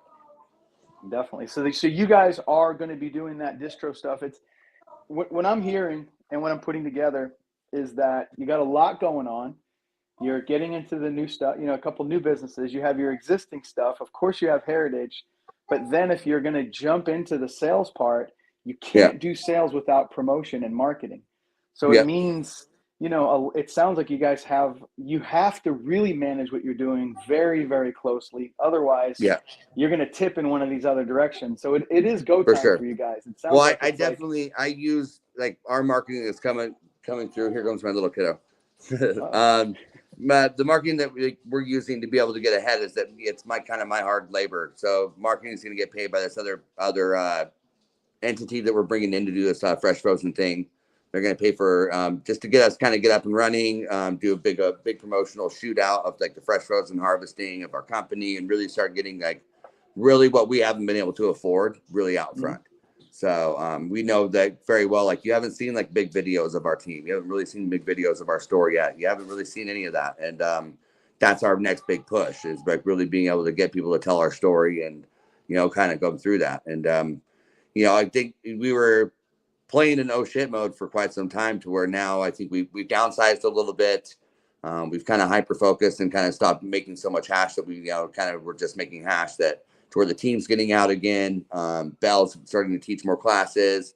I think a lot of this other promotion that's getting out there like we needed to was actually being able to get received too as well. So here coming in the next month you're going to see a lot of push for Heritage Hashco on marketing. So that's awesome. And you said in the next few days you'll get to talk about that other group and the other stuff too. For sure. Awesome. So yeah, I mean, they're a phenomenal group, and one of the other persons is my partner Benji too as well. I don't know if you guys know Benji at all. Benji's he's kind of been lining up all this ordeal. He's my brother from another mother, but he used to work for Guild Extracts and stuff for quite some time. Is that group? What's that? I know Benji. Is that group that you're talking about? Are they? You said it was like a produce thing. Are they from outside cannabis, or are they from? Yep. Yeah, they're from outside cannabis, from NASA. Oh, cool. Yeah, from NASA, but they're also in cannabis. One of the guys is in cannabis too, but the technology is all from like NASA and all this other stuff that they've been trying to make. It's actually really neat. So it's actually really cool. I was kind of putting it off for a while because there's a lot of people that walk into your places talking about cool shit supposedly or whatever, and then really got like hyper involved over the last couple of months. Like wow, this is freaking amazing, and this is like really what the world needs right now, is to be able to ship things in places and also be able to like, those things run on a lot of power. And when you're running on a fuel cell and you're running on, like chillers and stuff, it's, night and day, the amount of power that you're saving, so. Well, when I hear NASA, I think expensive. So is it cost effective? Probably pretty expensive. Well, what I'm saying is like, if you're going to drop one of these, what's the cost? It's also of this something technology? you can't buy. It's something that you can't buy. It's a service that's created from it. Okay. So if you, what I'm trying to understand is, because you're like, you're explaining it in a way where you're saying that this technology is coming from NASA. Yeah. And if that's the case, if I'm a farm and someone's like, hey, we're going to drop this unit there, I'll be like, NASA, like, how much is this going to cost? Is this going to be cost effective? Because everything right now, well, it's going to be cost effective, but it's also going to make you money, and it's going to give you a pipeline to get that material out too as well. Well, what's cost effective is it's not something that you freezers like. Yeah, you don't have to buy it. The thing is that you actually, it's like a service. It's a service that gets dropped off. It's provided for you. It's like, and then we haul it away, ship it, sell it, take a percentage. So what you're telling me is you're not going to talk about what the cost is. No. But the cost of the machine, I can't say it. No, you're not explaining. You're not outlining what the cost is to lease the unit or have it dropped off or get the service. Yeah.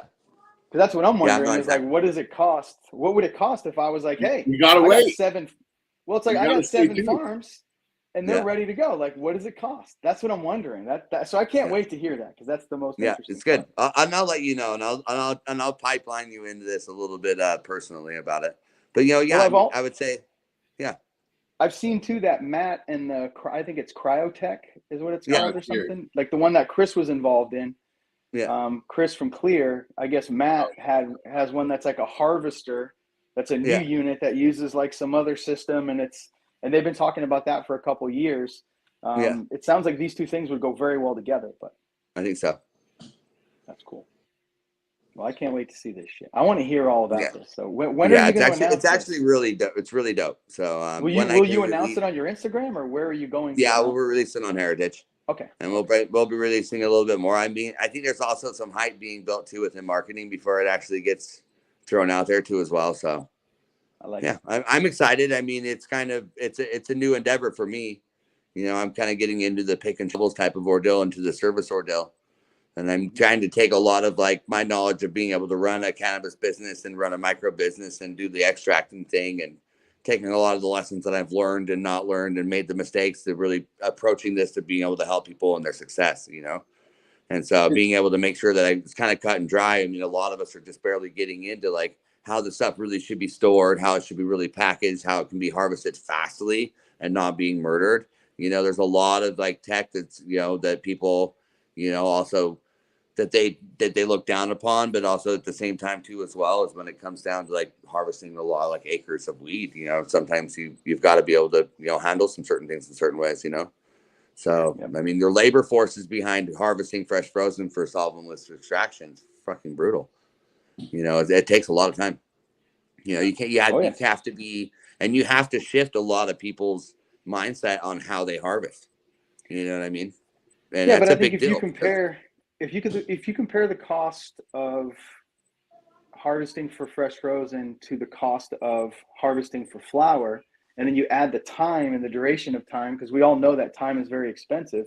Yeah. When you add the two, fresh frozen and hash comes ahead all the time. Yeah. You know, for like sure. the farmers can get paid more quickly because the fresh frozen is. Do you want to know what the funny part about that is, though? Is that, so here you are saying that, okay, you have better time, right? You can, you know, freeze it. It goes right from the plant into a bag, but then it's sold more for a higher ticket. You know what I mean, right? Then you have cured plant. You have cured material that's actually whole plant material that's been bucked, shucked, cured, spent way more time, way more resources, way more everything like that. For less. That sells for less. Yeah. And when there's been a lot more like terpenes that have been built upon, that has been a lot more terpenes that have actually came to fruition after a cured material. And if you get to material that's been cured quick as heck, get it in the freezer fast as hell as soon as it's dried, and it's big leaf properly, and you actually are washing like a cured product that's like, you know, not leaf or anything like that. You're saying the dry half material is undeniably undisputed. I don't know. A lot of the times, like, you know, I like it a lot more. You know, I don't know. There's things effective. Well, that I mean, it's not cost effective, but more notes come out of those terpenes when they cure. You know, there's the terpenes that are there, right? That are there that you're going to lose within the evaporation of all the cannabis, you know, all that. But then there's the ones that gain themselves over age. You know, and a lot of that stuff, like those OGs taste like shit fresh. You know what I mean? They're really phenomenal, but like you take an OG that's cured for fucking a month and you pull that bad boy out, oh my God. You know, headbands, all the other really good stuff that, like, you know, okay, well, this smells like a baby diaper, you know, but then if you like, you know, that baby shit, that baby puke kind of smell you kind of get popping off, do that with that, like with cured plant material, and like those sours will taste even more sour. You know, it kind of there's something that goes along within that timing process of that cured plant that, you know, and it's, you know, straight fact, it's fucking tradition. You know what I mean? It's like, but what does that product have to sell like that forever compared to? But when that product sells at market, it's going to sell for more because it took more. And if the market right now is not buying the bigger product, it's not the direction to go in terms of production. Yeah. So it's like, it comes down to the point of like, hey, a Lamborghini's faster than a fucking Toyota, but it costs more money. Yeah. That's just, you know, we'd all rather be in the Lamborghini, you know, but it's like, if it's a race, you want to be in a Lamborghini, but so it gets down to like, why don't we, the cost, you know? Well, I mean, why don't we look at it this way, where we need to learn how to age the resin once it's separated from the gland and then process it to achieve the same outcome as we would achieve if we were to hang that plant material, cure it, and then separate those glands from stalks. But now you're talking about the reason why people went to fresh frozen in the first place. Yeah. Well, I think that's a lot of the stuff. That's a lot of the stuff. I disagree with Kyle. I respect everybody's opinion on this show, but like, I'm a fresh frozen boy for life. Yeah. So like, you'd probably be, if you said Jameson 1 in 100 strains is better, like maybe Jesus Tech, they're like fully cured. I wouldn't say every strain's better. I would say there's a big gamut. You said the majority, whereas me personally, I'm going to say the opposite. And everybody's different. Everybody's their own unique snowflake, and that's what this show's all about. But like, my personal experience is that the majority I'm going to take live, and then the minority I'm going to take cured, and everybody's different. Yeah, for sure. Well, what is Yeah, I the think real? that What it really comes down to is what the market's looking for, and the market Yeah. right now is buying a shitload of fucking rosin compared to anything else. When it comes to that, you know, if it's water hash, like 710 sells 5% of what they sell is water hash. Yeah. The rest of it is that fucking grown rosin. or decreased over the last few years? No, it stayed the bubble same. hash has dropped off. I mean, it's really hard to sell bubble hash, you know what I mean? But full melt is really kind of, you know, Papa and Barkley, they do a phenomenal job, but their shit's fucking retarded. You know, It's their like shit's small so production good. though. It's not. Yeah, so Yeah. so I've heard that good. they're not doing. Yeah, their To stuff the is fucking insane water. It's like Yeah, no, straight. You're like, oh, now it's rosin. Like you make the Yeah. rosin by whipping the fucking water hash. You're like, yeah, there we go, we're good. pretty much. You know, you know, I can't remember what strain I just had from them. God, but it was some of the best bubble hash. I was like, dude, I'm glad that didn't go up against that Whitethorn Rose. Their lemon royale Because and their lemon royale, that's what it was. I was like, just their lemon royale and that garlic juice they have, like that. Or is it? Oh no, it's a garlic cookies. They're straight garlic cookies and their lemon royale. I'll grab a fucking QP of that shit. That shit is so any day. good, dude. Yeah, So I will good. trade one QP of GMO cookies for one lemon royale. So, Papa, if you're listening, there you go. They're like these wind tunnels that are used in soft gel cap production to cure out the wet soft gels. And like we need to be looking into, because if the market changes, and I don't disagree with Kyle. Like Kyle, I think you know your shit. Like I think that a good OG resin cured out would probably make some way stronger hash, and maybe I just haven't been exposed to that. But if we can prove that out and the market's willing to pay for it, it doesn't change the fact that we need to figure out how to age this resin off the vine and correct that same effect. Because I believe, and Addison touched on this earlier, but I believe that you have trailblazed and now set a standard that's going to be copied globally eventually, where it's like, hey, we're going to process all this into loose resin. We're going to separate it out and we're going to see everything we have. And then we're not going to fucking do anything else until we know where we're going to sell it and who we're selling it to. Yeah. I think that nobody else has did that. And I think that that's going to be copied going forward. And I think that the next step is, okay, well, now we've got all these separated out inputs. And how can we, find unique ways to manipulate them? For sure. Well, we're finding a lot of things, and that's what we're starting to play with now too. Is that like, Bell does a lot of the temple balls and stuff, and we're finding out like some of them that'll grease up and stay greased, and then some that won't, and the reason why. And like Brian came up with a lot of it too because he's been pressing. He's like, hey, but that looks like a lot of THCA that's in that product with no CBD. And then Nasha is like, hey, like all the stuff that doesn't have very much CBD in it doesn't really, it'll make a temple ball, but it won't be greasy. And so Bell just did another kind of like a testing with some GMO cookies, and sure enough, to that CBD in it, it stayed oily and greasy as a temple ball. And so there's a lot of factors within the cannabinoids of one, how it's going to be staying stable, but then also too at the same time of, do you take out that stuff? Do you use that freeze dryer? Then do you let it air dry for a day? What other factors can you start implementing now before, really getting in from the cured thing, other than putting it into a freezer oven and freezing it and then putting it in the freezer, So when you leave that little bit out on the countertop, and then you go back to it the next day, and it's kind of got that glossy look on it. It's got that little kind of that sheen or whatever, and it kind of looks like that microplane stuff. That's it's kind of done something in itself. It'll change a little bit, but there's still always that little shell that's not going to let everything get away, is what I would say. And so I'm just thinking maybe with pressing things or with handleability or other types of hash that might be available as a live product after maybe it's air dried for a day or two.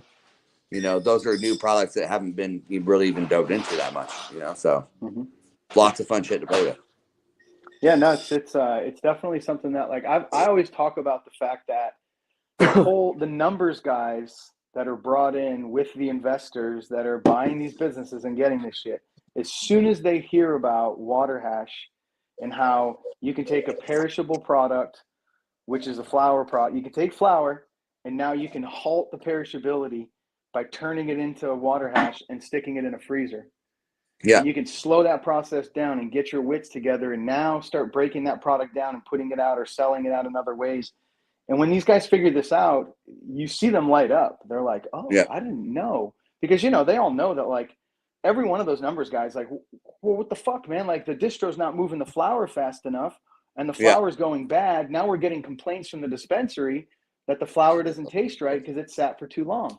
So you can't slow the process down where they're like, oh, if we took 50% of that harvest and turned it into water hash, stored it, it slows time, and it allows us to then figure out where to put it and where it can go. And now it's actually more sellable at that point. And when they see that, it makes such a fucking huge difference. And I think that's why water hash is like gaining so much popularity because, you know, it's like, dude, you could be a water hash. You could be you guys making what you make and doing what you do. And then as you expand and grow, you know, you're going to be like, dude, the VHO market's not going away. It's not going anywhere. No, well, distillate's not going to go anywhere. And of course, it's going to find because it's not place, huge in California, it doesn't mean it's freaking massive all over in Colorado and the East Coast. Listen, it's freaking huge. The distillate numbers, if you look at the actual numbers in our state for when they say concentrate, they say dabbable and non-dabbable. Yeah. That distillate or vape market, it's still way more money than the rest of the market. Yeah. If you look at the actual fucking numbers, I love when people talk shit on it, but it's like, bro, distillate still sells. It's in everything. You just don't fucking know it. And that's why I made that meme. That's like, remember when people used to tell you that distillate was in things? Because it's still there, dude. It's just you just don't know it. Because if you look at the numbers, it's the larger part of the concentrate market. You know, the vape and the dabbable, the way it's split up. When you look at the vape market, a tiny percent of it, like a tiny percent is solventless. And then a bigger chunk of it is BHO. The biggest fucking chunk of it is distillate. Yeah. And it's still that way. It's not going to really change. Brian kind of came up to a little bit of a factor, and I don't know if this is true or I don't know if this is other kind of ways that's being done, but he was kind of, you know, everybody's coming out with their solventless vape cartridges right now, and a lot of them are clearer than clear can be. And you're like working with hash. I know like there's like, it's so fluctuating. It's crazy. You know, it's you have these ones that are really clear, but they're also like their percentages are pretty on par every single time, every single batch. Mm-hmm. They get them 86%. They get them whatever. And then Brian's like, well, do you think they're distilling? Do you think they're distilling rosin? And then instead of using like a solvent to use from the rosin, now they're distilling that rosin.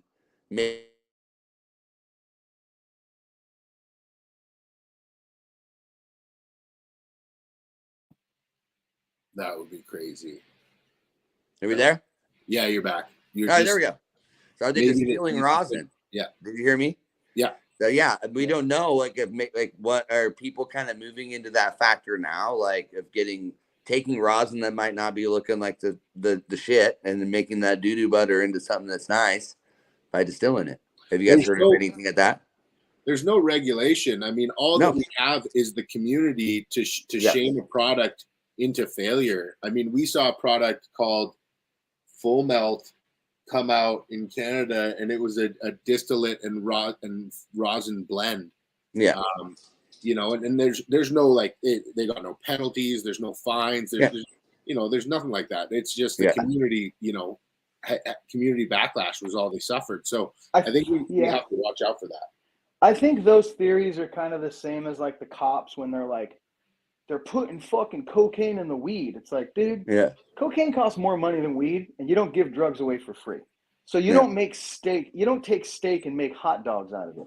Yeah. Right? Like, you're losing fucking money if you do that. So if you take, but I mean, what if you want to turn your hot dog into a steak? You can't turn your hot dog into a steak. You distill it. Well, no, that's what I'm saying. Like the input material. That analysis doesn't work, Addy, because coke costs way more than weed, and distillate definitely doesn't cost more than rosin. Yeah, but what he's saying. So wait, what he's saying though is that they're taking water hash, and they're distilling it. They're turning it into distillate, right? Yeah. You'd be taking fucking steak, which is water hash, and turning it into distillate, which is but not all water hash is steak, my guy. Some of that stuff. Oh, I I've seen understand that, but you're not going to get. Yeah, Hey, it's dude, not good. Don't think that Scotty Ball hasn't been buying up a shitload of shitty water hash and turning into distillate for years. He has. They'll take trim, they'll take whatever, and they grind that shit down and make fucking distillate. So if it has, here's what it comes down to: if it has active compounds in it, it can be converted to distillate because all you're doing is isolating and stripping those compounds out. So, but then you're still calling it a solventless product then? No, at that point it's distillate because you can't distill it without using what you use. You can't distill it without doing the process to make that final product. So it's still a distillate of it's distilled. It's like it's not. You can't. Yeah. You know, I don't think that's what they're doing. I think what they're doing is they're using very inexpensive inputs and they're creating their stuff with rather inexpensive inputs. And that's that's it. I mean, I feel like Brian and you guys with what you have, your facility, your campus, all your stuff, no one's going to figure that out quicker than you guys. Like you guys are fucking all up in that lab all the time. You know, Brian's making yin yang signs and fucking, he's got all kinds of shit going on over there. So it's like, if anyone's going to figure it out, I think you guys would be the one. But how do you feel about, you know, getting away from like the distillate concept? How do you feel about some of the solventless carts that you do see? And does Heritage have a solventless cart program? And do you guys put stuff out as well? Yeah, I think they're phenomenal. I think it's very, you know, once you start heating up live material and everything into that type of factor, and you're giving that pressure, there's a lot of off gassing with a lot of those live ones that just don't work at all within the vape cartridge. You might think it's the best shit in the world, and you try to go put it underneath that pressure, and it just tastes gross. Yeah, we're noticing that, you know, so it's very variable within the life on that side. But like what we've noticed too as well, like we could give you some like of our sour tangy and everything of those carts that are cured, and they are some of the best carts. And I know everybody says this, but they are some of the best carts you've ever had in your entire life. They have the true flavor, true stability. They're way lighter than HTE or any of the other stuff in that nature, but they're not like that clear like yellow that you would want to see like from everybody else that wants to be in the rosin game, you know. But you get that little bit more of a color value, you know. Yeah, everybody knows. But they're phenomenal. And the next time I see you guys, I will give you one of these, and you'll be like, "What in the hell is that?" And they're delicious. So I'm looking forward. There's a stability that comes behind cured that really kind of helps out within the cart realm for sure. Yeah. Well, you know, the other side of carts, the other side of all of this is the hardware. Yeah. And that's really, you know, if you get the wrong fucking hardware and you're using stuff that's just cooking everything, and you know, guys learned quickly that like I would never buy a full gram cart of solventless, because by the time you get down in that cart toward the end, it doesn't taste the same. So half grams are the best way. Like we figured all these things out through the years, that a solventless serving is a half gram and it's in this certain hardware. Yeah. And it's the same as like, you know, when we purchase these crazy rigs because they're airflow and how that's, you know, scientific glass function. Then we purchase a specific banger because it has a certain amount of surface area. And then we let it time to a certain amount of time because we know that that's where we want to boil. And then we go and put a cap on that motherfucker to raise temp back up and figure. And I always say this shit, but when it comes to, you know, all of these steps, all these things that are a part of it, when you take a vapor pen and you make the best fucking solventless shit ever, you got the best input, and you put it in the wrong fucking pen and it overheats and it's cooking, and you're like, is there a fire around here somewhere? It's like, you just get to this fucking place where it just ruins it. And that's where that's a big picture to look at, because you got to find the right hardware. And then you want to talk about sketch? Let's talk about fucking hardware companies. Those dudes were like, the sketchiest motherfuckers you ever meet. And not to offend anybody, but you can lose your shipment. You know, if it's you not get to like offend anybody, but it's their production is not done here. So there's a lot of fucking uncontrollable components that are there that in my eyes makes me be like, well, this dude's being sketchy because now my order's late and now my shit costs more, and now fucking, you know, they're like, oh, shipping prices are triple from fucking China now. So our, you know, it's like, so it's just sketchy as fuck. So it breaks my heart whenever I see people make really great material and then it's in the wrong, you know, the wrong thing. But I think with like Eye Crusher and these new ones that are out there that are, Yeah. some proprietary ones that are out there. It's making a big difference. But we need these hardware guys to really focus on the temperatures and other stuff. And that's why I always promote. There's one ABV. that we're using that it's an all glass. They're all glass. There's no filament in the middle of it. The filament's down below. And so it's never getting heat on the whole entire product there. So you actually can have a graham cart without it tasting like shit because you don't have a heating element in the middle of the sauce making it nasty. So everything that's coming down into it's falling from the top. What's that? I think the bigger issue is what the mass ohm output is. Yeah. These guys that are going 3.1 fucking 2.6s. Like my favorite one is like a 1.8 to a 2.4, and it oscillates back and forth, and that's by AVD. They make a haptic one that you can use like heats it up to like 2.4 and then bumps it back down to 1.6 or 1.4. And it kind of just jumps in between. My biggest issue is that it's overheating shit for too long. Yeah. And then it creates this fucking, it fucks it all up. That's what fucks up the rest of the material in the vessel, is that it overheats for too long. So even if it's a glass tube and nothing touches it, what's the max temperature? Yeah. And how quickly does it back off that temperature, and how quickly does it go back up to that temperature? Because if it just hits that temperature, some people like to rip big clouds, and some people like to do flavor. You know what I mean? I'm a low temp type of guy. I go in fucking cold start every time. People usually like, bring in their temperature. I think the same way it goes for a lot of people. They like to rip on their vape cartridge, and they like to have big fat clouds, or they like to just have little ones where they taste good. Well, so people can take proper dabs or improper dabs. It's up to them. Yeah, it is. You don't like when you send a fucking rocket into space, there's one fucking way to do it. Yeah. It's like, hey man, you gotta jet propulsion. Well, you have to have one material, and that's gas, bro. That's fucking gas. You need fucking jet fuel to do that shit. Yeah. That's big boy shit. But my point is, the analogy I'm trying to use is like, and I'm kind of being a dick, I guess, but I don't think anything will ever be better. Jameson says the same thing. I don't think anything is ever going to fucking outdo the right rig with the right nail, with the right time and the right fucking cap. Nothing's ever going to touch that. You can never come to me with any of that shit. I mean, I've seen a million things and I love it all. Everything outside of that is just convenience.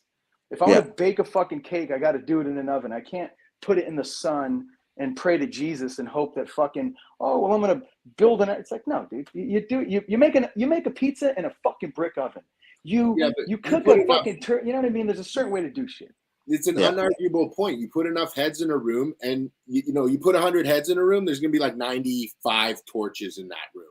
So the thing is like, what's your 10 out of 10, right? Like there are people who drink beer and they're like, bro, I love Bud Light. I'm going to drink Bud Light. I'm going to drink Busch till I die.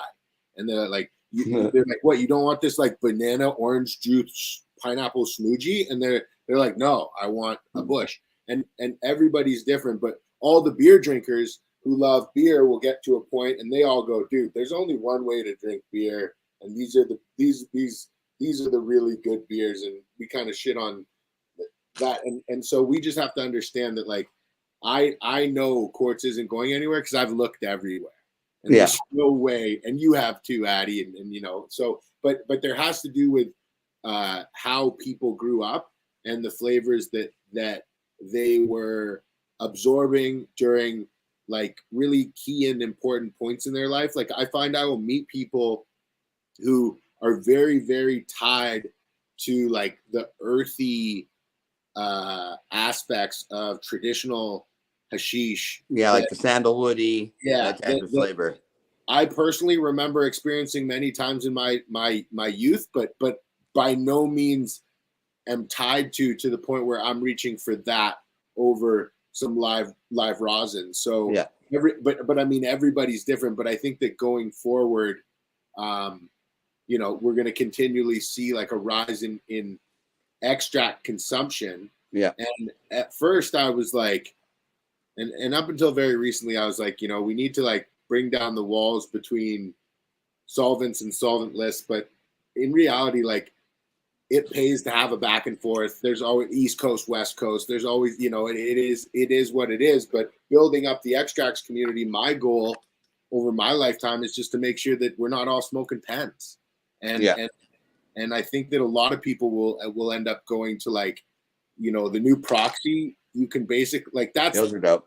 well, like that's for people who don't want torches. It's like you can put that into a rig, and you can then now you don't have to worry about a torch. Maybe you live with your girl, and your girl says you can't have a torch. I don't know. Well, I smoke differently. I'm a split smoker, man. Like, and that's just because you came up. Everybody comes up differently. Like, I fucking smoke hash in spliffs all the time. That's how I smoke. I'm not really a big rigger. Like I fucking love like what I'm rolling now. I roll snakes. Yeah, roll some spliff. I'm like super highly Euro, and you got a lot of people that are Euro on their hash too as well. So so when you say spliff, you put tobacco in it? Yep. Do people give you shit because now you're putting tobacco? No, because I can just smoke by my fucking self, and I can smoke my own spliff. You know what I mean? But That's then what it is. I would argue someone that smokes tobacco is not going to have the greatest palate when it comes to tasting other terpenes. I would definitely highly disagree. And something is that like when I smoke regular just straight weed in a joint, I think it tastes horrible. I'm like, dude, this shit tastes like gross. And then I throw a little bit of tobacco in there, blend it up in there, and I throw a little bit and a little bit of hash in there. There's something about it, and there's a lot. Like there's millions and millions of people like me. Did you ever smoke cigarettes? What's that? Yeah, I do. You did. You smoke cigarettes now? Yeah, I do. Okay. Yeah, I think that there's like, of course, millions of people, largely Europeans, that are searching for cannabis cultivars, varietals, and terpene profiles that interact with the cannabis or with the nicotine, with the tobacco. Like I smoked for many years. I don't smoke anymore, and I can tell you, like, the palate changes drastically. So I think that there's a bit of like, well, you're looking. Food will taste better, and I mean they've said that for a long time. You know. Yeah, for sure. But yeah, everybody to each their own. Absolutely. For sure. I mean, I think there's experience with hash in general. That's the cool part about it is there's a lot of factors of like how it really should be enjoyed.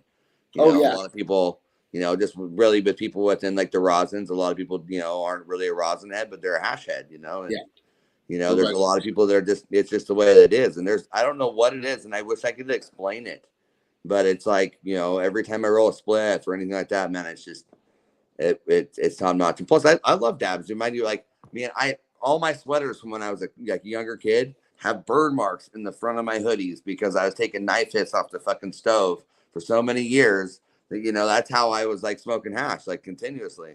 I'm waiting for someone to bring back the battery operated coil. Where is the Puffco hot knife? Where's that? You know what I mean? Don't be giving fucking battery operated. Pull it off. You got your hot nail. You're good to go. Where's the Carta hot knife? Let's go. Listen, I will explain something to everyone right now. Every fucking car has a hot knife in it. Oh, it's it does. called the lighter. You plug it the fuck in, you drop your hash on it, and you do a hot knife in your car. It's not going away, guys. You can literally go online and buy like 20 of those little things that plug into your lighter. So when you destroy the one that you have, you throw it away and plug a brand new one in. Hot knives in the car a cleaner way. all day long. There's a cleaner way. Amazon right now, put in the type of fucking car that you have, put in the fucking lighter thing, and it'll pop up from a thing in China that's like, here's a pack of 10. And you're like, I'll take all 10 of those motherfuckers. And then now you're just doing hot knives in your car. Yeah. You're welcome. Yeah, I miss those hot knife days. Like I used to have make the best contraptions in the world for that. With the ice and the fucking 2-liter, and you'd be like, when you cut the bottom off and you rotate it, you staple it together and you put the tape on it. It's the best. Dude, my friends I knew all these wakeboarders that lived up in Sacramento, and they were all pot growers and they make hash and do shit. And they had this gang called RFB for right front burner. And it was like the coil of the logo was like the coil of the thing, and there was 2 knives behind it. It was the greatest crew ever. Like they were these crazy ass dudes. Shout out to the fucking RFB crew in Sacramento. Yeah. If you guys just let's bring it back, dude. We need Joel to and have those crazy best knife hit competition. See, back then though, you didn't wait for your knives to cool down. If they weren't red hot, dude, then they weren't hot enough.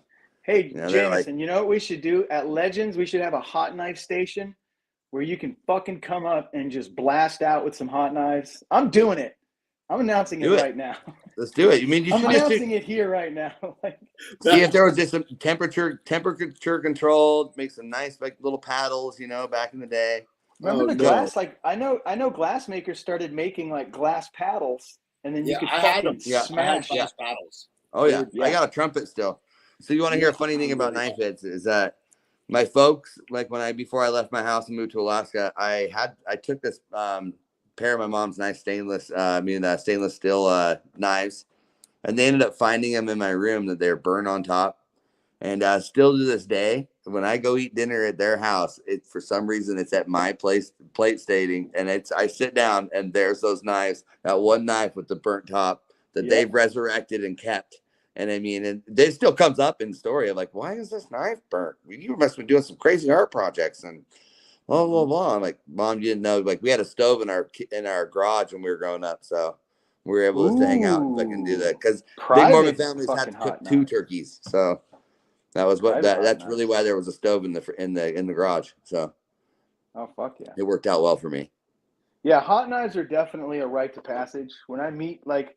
Some of these kids never took a fucking hot knife and it shows. You know what I'm saying? Like they never burnt their favorite shirt or killed their friend. Like you think taking a hot dab will fuck you up? And this is what we used to do.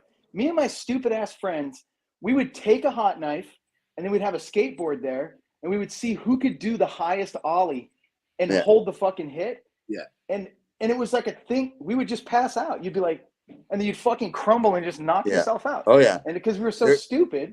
That when you was would like drop the hash onto the knife, sometimes it would boil off and run right off, slide off onto your leg. Well, one time I went down and I grabbed a piece that I thought was hash off the floor, and it was fucking bacon. And I gave it my friend the hit real hard. And he's all, that's bacon. It was probably one of the funniest things I've ever seen in my entire life. I had a buddy in my kitchen drop the fucking dab and then go down, and when he did, one of the knives touched the linoleum, and then when he came up to do it, it was like a linoleum fucking hot knife with hash on it. And then dude, his eyes were fucking like chemical red. Like he did something to himself, and he might be dead now. I haven't seen that. Yeah, you usually hit that. You usually hit that like 2-liter bottle sometimes. You know, you catch that little. Oh, I've done that too. Whoa, it was dangerous, bro. Shit was so, and that's why now when people are like, "You have a blowtorch," I'm like, "Motherfucker, we used to." There'd be like 8 of us in the kitchen around the fucking stove. Yeah. Someone would fucking do their knife and it would slide off, and you get like a hot dab on your toe or something. Like, dude, it was dangerous. Now it's like you were using the same knife that you were using to burn the holes into that piece of plastic you were gonna suck out of to use the knives for the hash. Delicious. I'm shocked that we're even still alive at this fucking point. These kids now, they're like, oh my Puffco or oh my this, and you're like, that's not taking a fucking dab, dude. That's like using Visine in one eye. That's not even a fucking. It's not even like the real deal. You got to fucking go all the way in, and you should have to take hot knives to start. That should be the fucking rule. And then once you we should have a camp that you go to, and you hot knife camp. No, it's a hash camp. And when you get there, you start with hot knives the first day, and then you move into fucking. Then you have to use the dome that has the little fold over little fucking bell. All of it. You got to go all the way through. You got to do hot dabs the titanium now. Yep. And then when you leave, you get a certificate. Like the Gangiers should do this. The Gangiers should do this. We should make the Hashiers, and it's a different thing. Or we should incorporate this, because then someone could be like, "Hey, man, that's like the dude who's like, I went to Oaksterdam." You could be like, "I went through fucking Jameson's hash fucking Navy SEAL." Why don't we do buds? It's like, why don't we do like the journey? Why don't we do like the journey through dabbing at Legends of Hash, and you got to walk in and you can take the tour, like where you take a knife hit of this, and then you go through, and then you have to take like the dome over, then you take the titanium now, then you move over, then you're finally at the mothership glass, and you're like, wow, I don't want to be a part of it, because that's like. First of all, I'm not doing any of that because I'm going to smoke all the fire hash, and I don't want to hurt my instruments. Yeah. That's the thing. You're going to be doing like 180 fucking dabs in 2 days. So you really got to. That's what people don't understand about 2 days now. Yeah, 2 days now. 2 days. 2 days. And we get eggs. Don't forget that. Which is.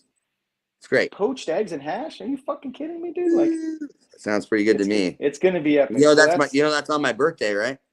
Ooh, okay. Yeah. So was Legends last time like did everybody show up with rigs, or just a few people, or did you have everybody rigs? showed up with their rig? Everyone had rigs. It was like you had a seat, you came in, and we instructed everybody too, like bring your setup, bring some cash because Mothership's going to be there, bring this. We kind of gave everyone the update on like what they needed to do. So it was round tables, bunch of them put together, and everyone just came in, picked a spot, sat down, went up, got their kit, and then just hung out in that spot all night and you know, kind of did their thing. So it was fucking nuts too, because you couldn't really see anything. It was kind of dark. We wanted it to be like, because the original Legends of Hash that you'd go to would be like down in this restaurant, and it wasn't really well lit kind of. And so this year we're kind of bringing a lot more. It'll be brighter. You'll have your phone. There'll be all these kind of things you'll feel a little less like a canary in the mines in a sense. You know? Hopefully, you know. I'm very excited. It'll be bigger. It's set up this year so that there's a whole back wall that will be like standing tables, so people can kind of congregate in there and do shit and dab at those places. And there's an outside that will have, you know, covered outside for eating and for dabbing and shit. So it's a much bigger space. Shout out to the guys at Vortex and 91 Club. It's their space that they have, and it's beautiful fucking spot. And there's what's cool about it too is there's a lot of events there now. So we're seeing like a lot of people put on some of the stuff. I've been trying to get over there one of these weekends. I've just been so fucking busy. I want to go over there and hit up one of the events and kind of see how they jam out. But it's a great space, man. They have such a beautiful space. So it's going to be a lot bigger. And we're, you know, there'll be, I think, 40 makers for this one. Nice. So it'll be 15 more, all the original 25 from last year, and then 15 more makers. And that will be a much bigger. And then, you know, now you guys can enter up to 3 things. And there's no extra charge to enter more things. So you can enter 3 different categories. How does the judging work over the 2 days? So you'll get, it's going to be on your phone, and it's essentially like a Google survey, and you get in there and it's going to populate everything into a spreadsheet for us so we can see in real time what it is. One of the biggest issues when you do this is that like, you then you're fucking roasted off your ass. And now you got to be like, let's do math. And Frozen. People are writing shit and doing things. So that's why this way with Google survey on your phone, you go in, you fucking just answer all the questions, put all your shit in. And then that way we're able to get the data more quickly and do that stuff. So there we are. He's back. There we go. Yeah, the phones are good. The phones, as somebody who had to do some data input on the day of it's not fun. We're too roasted, man. It's not good. You're gonna make mistakes anyway, but that just sets you up for fucking, you know, you don't want to do hash math when you're super high, because then it's gonna be wrong math, you know, it's gonna be a little. I double checked the melting of the head stuff in Excel and it was all right, thankfully. So that's good. Big shot. Well, yeah, so we'll have that. That'll be different, you know, we'll add that to it. It's a much bigger event. But for Kyle, like what was your experience with Legends? Do you want to talk about it a little bit? How'd you like it? I think it was good. I didn't really get the smoking of the more hash type of ordeal was kind of like how it was done, which is kind of like the throw off from that. But, you know, I think if I wanted to touch base on that, I think it was a phenomenal event. I think a little bit more of a meet and greet within the hash makers, letting people introduce themselves, tell them what people do. I'm really starting to get people that aren't really being formal, because we all have our clique. You know what I mean? Like we all hang out with everybody. We got our little shit. We sit back. We Penske, what up? You know, we have that. But really getting people to explain why they're there and really kind of getting, you know, in touch with that, just kind of introduce themselves, you know. So that's one thing that I would do. Definitely like the more point scoring on the kind of the hash. I like the 1 through 5 type of ordeal, ordeal, the fucking, you know, was it on the flavor? Is it 1 through 5, and then look, taste, and then so everything. Once you get that point score towards the end of that, you got the most points. You know, we'll have that this year. That's what we added. We added that and that's why we brought back the original 25 people that are makers that were there. Yeah, because we want you guys to then be able to compete based on that new format and actually have judging. We'll still have the Legends Award, which will be. You know, based on the POS system, whatever runs out first will get that Legends Award. But then there's going to be first, second, and third for each of the categories based on a 1 through 10. And I think it's like 4 different points that we're looking at for 1 through 10. So a perfect score would be 40. For sure. But and that's how we did a Taste of the Harvest one year, and we did that same way where everybody came up, they grabbed a score sheet.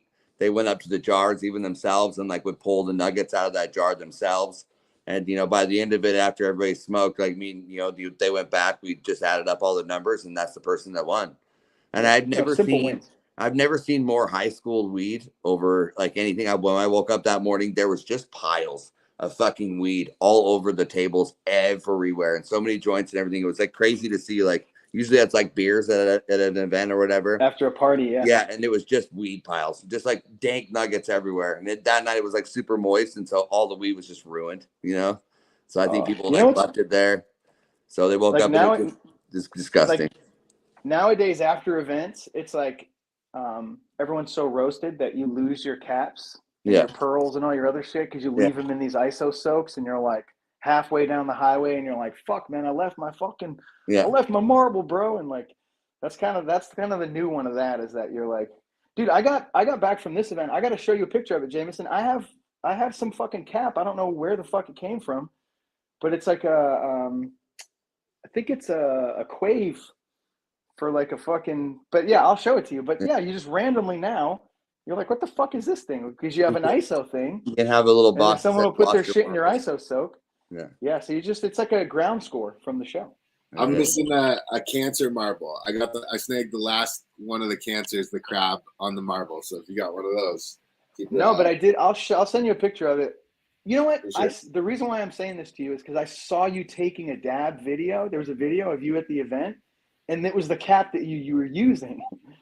So I think it like got over to the judges table somehow. And then it went into the ISO. And then, it was like, and then I lost my fucking crank cap, but I think it's a ship cap. It's a ship cap. It's a Quave Charmer cap. Oh, true. Wow. That's we should post it up or whatever. It's like a slurper cap, but it's a pink slurper cap. It's this weird looking little pink slurper cap, but interesting. Anyway, back to my questions about Legends. So, it's your birthday for this year. Yeah.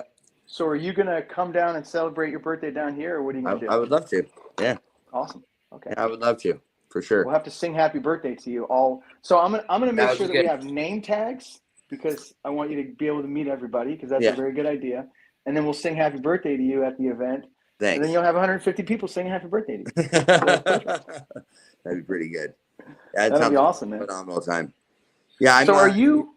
Go ahead. A quick question: are you coming out with or thinking about any sort of products that you could come up with that would help people smoke your hash more easily and efficiently? Anything like that? Are you guys? Because I know you're working on all this different stuff. Yeah, the 3-hole pipes are really big. We like those to do because we love temple balls. We're just kind of big traditional on that level. I think the 3-hole pipe works really well for that. And so we have someone in house that does make that for that. So we're trying to give those along and try to boost that up so we can actually give those along with our temple ball purchases. Cool. So some piece that you could put on your bong or whatever. But yeah, we sell those like hotcakes at the shop for that reason. Fuck yeah. And then that's always helpful, man. That's always super helpful. Still using your glass rod and whatever, and I mean it's it goes in pretty nice. So we love that, and we're not we're not really like product driven more than just working on our hash and our fucking brand right now. I think we'll get to that at some point here soon, hopefully. So it's just we launched the business during COVID and during a recession, so we're not new to this game. We've been around for a long freaking time. But definitely was like one of the hardest times in this world to like start a business, for sure. Well, hard times make tough men. They do. Yeah. The crazy part is that I'm a little soft bear, dude. I'm a crier, dude. I cry. I show my emotion like on every freaking which way. I tell people thank you more than I should. I indulge. I saw you cry at the Emerald Cup. Yeah, I do. That's good though, bro. You gotta show your emotions. Yeah, for sure. My sister just had passed at that point too. So it's a big deal because she was a big bridge for my family seeing the cannabis in the world, and then she was actually able to get RSO from me and from some of my friends to help her along the way. And my parents and family supported her 110%. And it really scared the shit out of my dad, but to have my dad tell me that that's helping, and to her saying that it was helping, it's a big deal. So what was your sister's name and when did she pass? Her name was Kristen. She passed this last May. She's like 7 years older than me. She died of cancer, and it was her second time battling cancer. She didn't want to do chemo anymore. When she was 17 in high school, she was in a car accident where she was in a coma for 3 months. And then she had to relearn how to walk and talk, everything, you name it, for 3 years of inpatient rehab. And then married a guy. He cheated on her, and then said that she left. And then she's still handicapped, mind you, and then got cancer, beat cancer, and then got cancer again. And she was just like, I'm done. So she prepared for the last year to die. And she's very religious, and she's very spiritual, and just the most innocent person you've ever met in your entire life. And to really see that, that she was taking in these things, because she is a Mormon. She does believes highly in the word of God, and letting me give her these type of scenarios. And I'll tell you what, if there's one person that's going to heaven, it's one of those people that it's like her, you know what I mean? It's like, she was just super innocent, and the church was just packed. It was like lines around the block, and she passed away, and she tested a lot of people within her struggles of what she did with her life. And, my parents took care of her for 30 years, and then now they can actually take care of themselves. And it's a big deal. So it's more of a relief thing than it was a bad thing. So, yeah, sorry to hear that. Thank you for sharing that, man. I know that's like, sometimes there's I remember you speaking about it at Emerald Cup, but when you were getting emotional, I think it had more to do with how proud you were of your team. Well, because I saw you up there, and that's when you got emotional. You were like, oh, these guys, and it was like, and even the other farmers and the other guys. So and you know what, there's nothing wrong with it. I think that's the problem that most men have, is that they can't show emotion, and then it's all bottled up inside, and then you fucking start acting out, and then dudes are like, why is that guy so crazy? And it's like, oh, because you don't know that he has all this shit going on. Yeah. And it's like, what I love about being with my friends, we were up at Melting of the Heads, right? There's a group of us together. I've never seen dudes just fuck with each other more than what that group was doing, because it was just like every fuck, when you get a bunch of guys together and they're all there, and then it's like after a couple hours, everyone's picking on one person, or it just fucking starts shifting, and it's like this go for all, and everyone's going nuts. It's that sort of camaraderie is important, and men need that shit. And I think when it goes beyond that to bullying and other shit, people kind of close up and they don't want to talk about stuff. So it's like, I'm way on mental health and doing the shit you need to do yourself personally to feel better about yourself. No negative talk, none of these things need to be in your head. We beat ourselves up so much. So I'm all about the emotional man. So I give you the high five on that. Well, it wasn't just emotional for me. I mean, it was emotional for my team. Frank passed away that year. It was a big deal for Bell, and a lot of us working so hard. We worked to win Emerald Cup. We did. We were you know what, we're gonna go in there, and we worked our asses off for a freaking year, and we really put ourselves to the bone, and we wanted those accolades, and we wanted to have some of the stuff that we were doing this to make this what our realm is and what we're doing in this legal market, we be fucking validated. And when we felt that, and when we were actually being able to be there with Belle and to have her be on my team, there's so much honor to have, dude. That girl makes better hash than any boys out there, dude. And she is just super talented, but she is also behind the spread books. Her spreadsheets are just amazing. On a business level, she's taken it, way higher, and she's really, she structures those boys like crazy. And you have to have someone in there like this that's going to be able to help this big team win. And she's an amazing leader, more than you've ever seen, more than seen a lot of people. And to her see that win, and to have her come down, she didn't really want to go down. She didn't want to be really known and to do the stuff with Emerald Cups. It wasn't her big thing. And then to have her dedicated to Frenchie and to do that type of thing, it was fucking huge, man. And to have her put her fist up at the very end and be like, this is for Frenchie and Heritage Hashco. I lost it.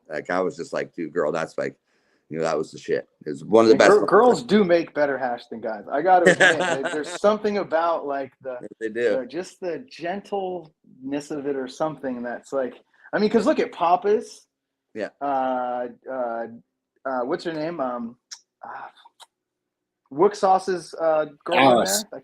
Alice is amazing at making hash. There's all these women that are really good at making hash, and that's why last year on the Legends poster we wanted to have a woman on the poster. We were like, all right, we got to kick it back to the ladies on it a little bit, because 9 out of 10 times, man, usually if a girl walks up and hands you a gram of hash, it's better than when a guy walks up and hands you a gram of hash.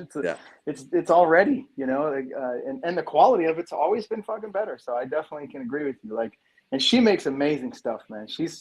I've had some of her stuff just from that friends have had for a while. That's kind of cured and gotten to taste like her Temple Balls and her other stuff is just such a different experience. Like in a dry pipe, something like that. They're so fucking good, and it's a different high. Yeah, you're more munchies. You want to eat some food. Like it's cool. So yeah, it's like a high school high. Speaking of women, it's my anniversary today, and my wife that keeps looking at me like she's like, let's go. You got to go take her out. Let's spend the next few minutes wrapping up whatever we need to do. But and I would love to sit here for another 3 hours and talk to you guys. But holy shit, Well, usually we wrap it up like talking about the market and the overall view, which I think we already touched on, and then we ask what you've got, what you're working on, and your projects. But I mean, between the new equipment company, the new transport storage system that Addison is very interested in, and Heritage Hash, I really think you've got your hands full. But yeah, like anything else that you're working on or any shameless plugs, like stage is yours. I think that, we've got a couple other eyeing things that we want to be doing down in LA. We might be trying to put together some sort of like reality hash TV show that might be kind of coming up with what's going on. I've got a place that's really close that we might be calling the Hashery. And it's right across like where the Wisdom is, down in that, like the art space. So we're really trying, if it works out, it'll work out, but we're really trying to get within the partners to really pull the trigger. But yeah, we kind of like more like a live, like reality life of a hash maker, you know what I mean? And so we're kind of doing that in itself, but also at the same time too, we're really refining what we are as Heritage Hash Co right now. And we're really trying to, we're trying to be leaning forward, and we're also trying to survive too as well. So we will stick around and we'll survive because we can run thin. But that's what our motto is right now, is to make dank hash, really be picky with the people that we're working with this next year. Be uber picky and come out swinging again, win Emerald Cup again, maybe win Legends again. Like we would like to keep doing this type of thing. We really those accolades are nice. So So Kyle, that's awesome, man. Thank you so much for taking the time. If people want to get at you, where's the best place to reach you? Well, you can go to Heritage Mendocino on Instagram. It's just Heritage Mendocino. And then our hash page got deleted. So we have our new one up. It's called heritagehash.co. We might get the other one back up, but just go follow heritagehash.co or Heritage Mendocino. And then my farms, Bon Vivant Farms. That's, Bon Vivant Farms. And all on Instagram. And then those links will help you bring over to any of our menus. And if you need bulk menu or any bulk hash or any bulk anything like that, and you're a licensed motherfucker, you can get at me in my email. My email is up on our page too as well. So awesome, Kyle. I appreciate you taking the time, man. I appreciate you, boys. This is a fun time. I appreciate it. Absolutely, man. Thank you so much. Have a great day. Thank you, everybody. Don't forget to like and subscribe. Thank you. Good seeing you, boys. Cheers, everyone.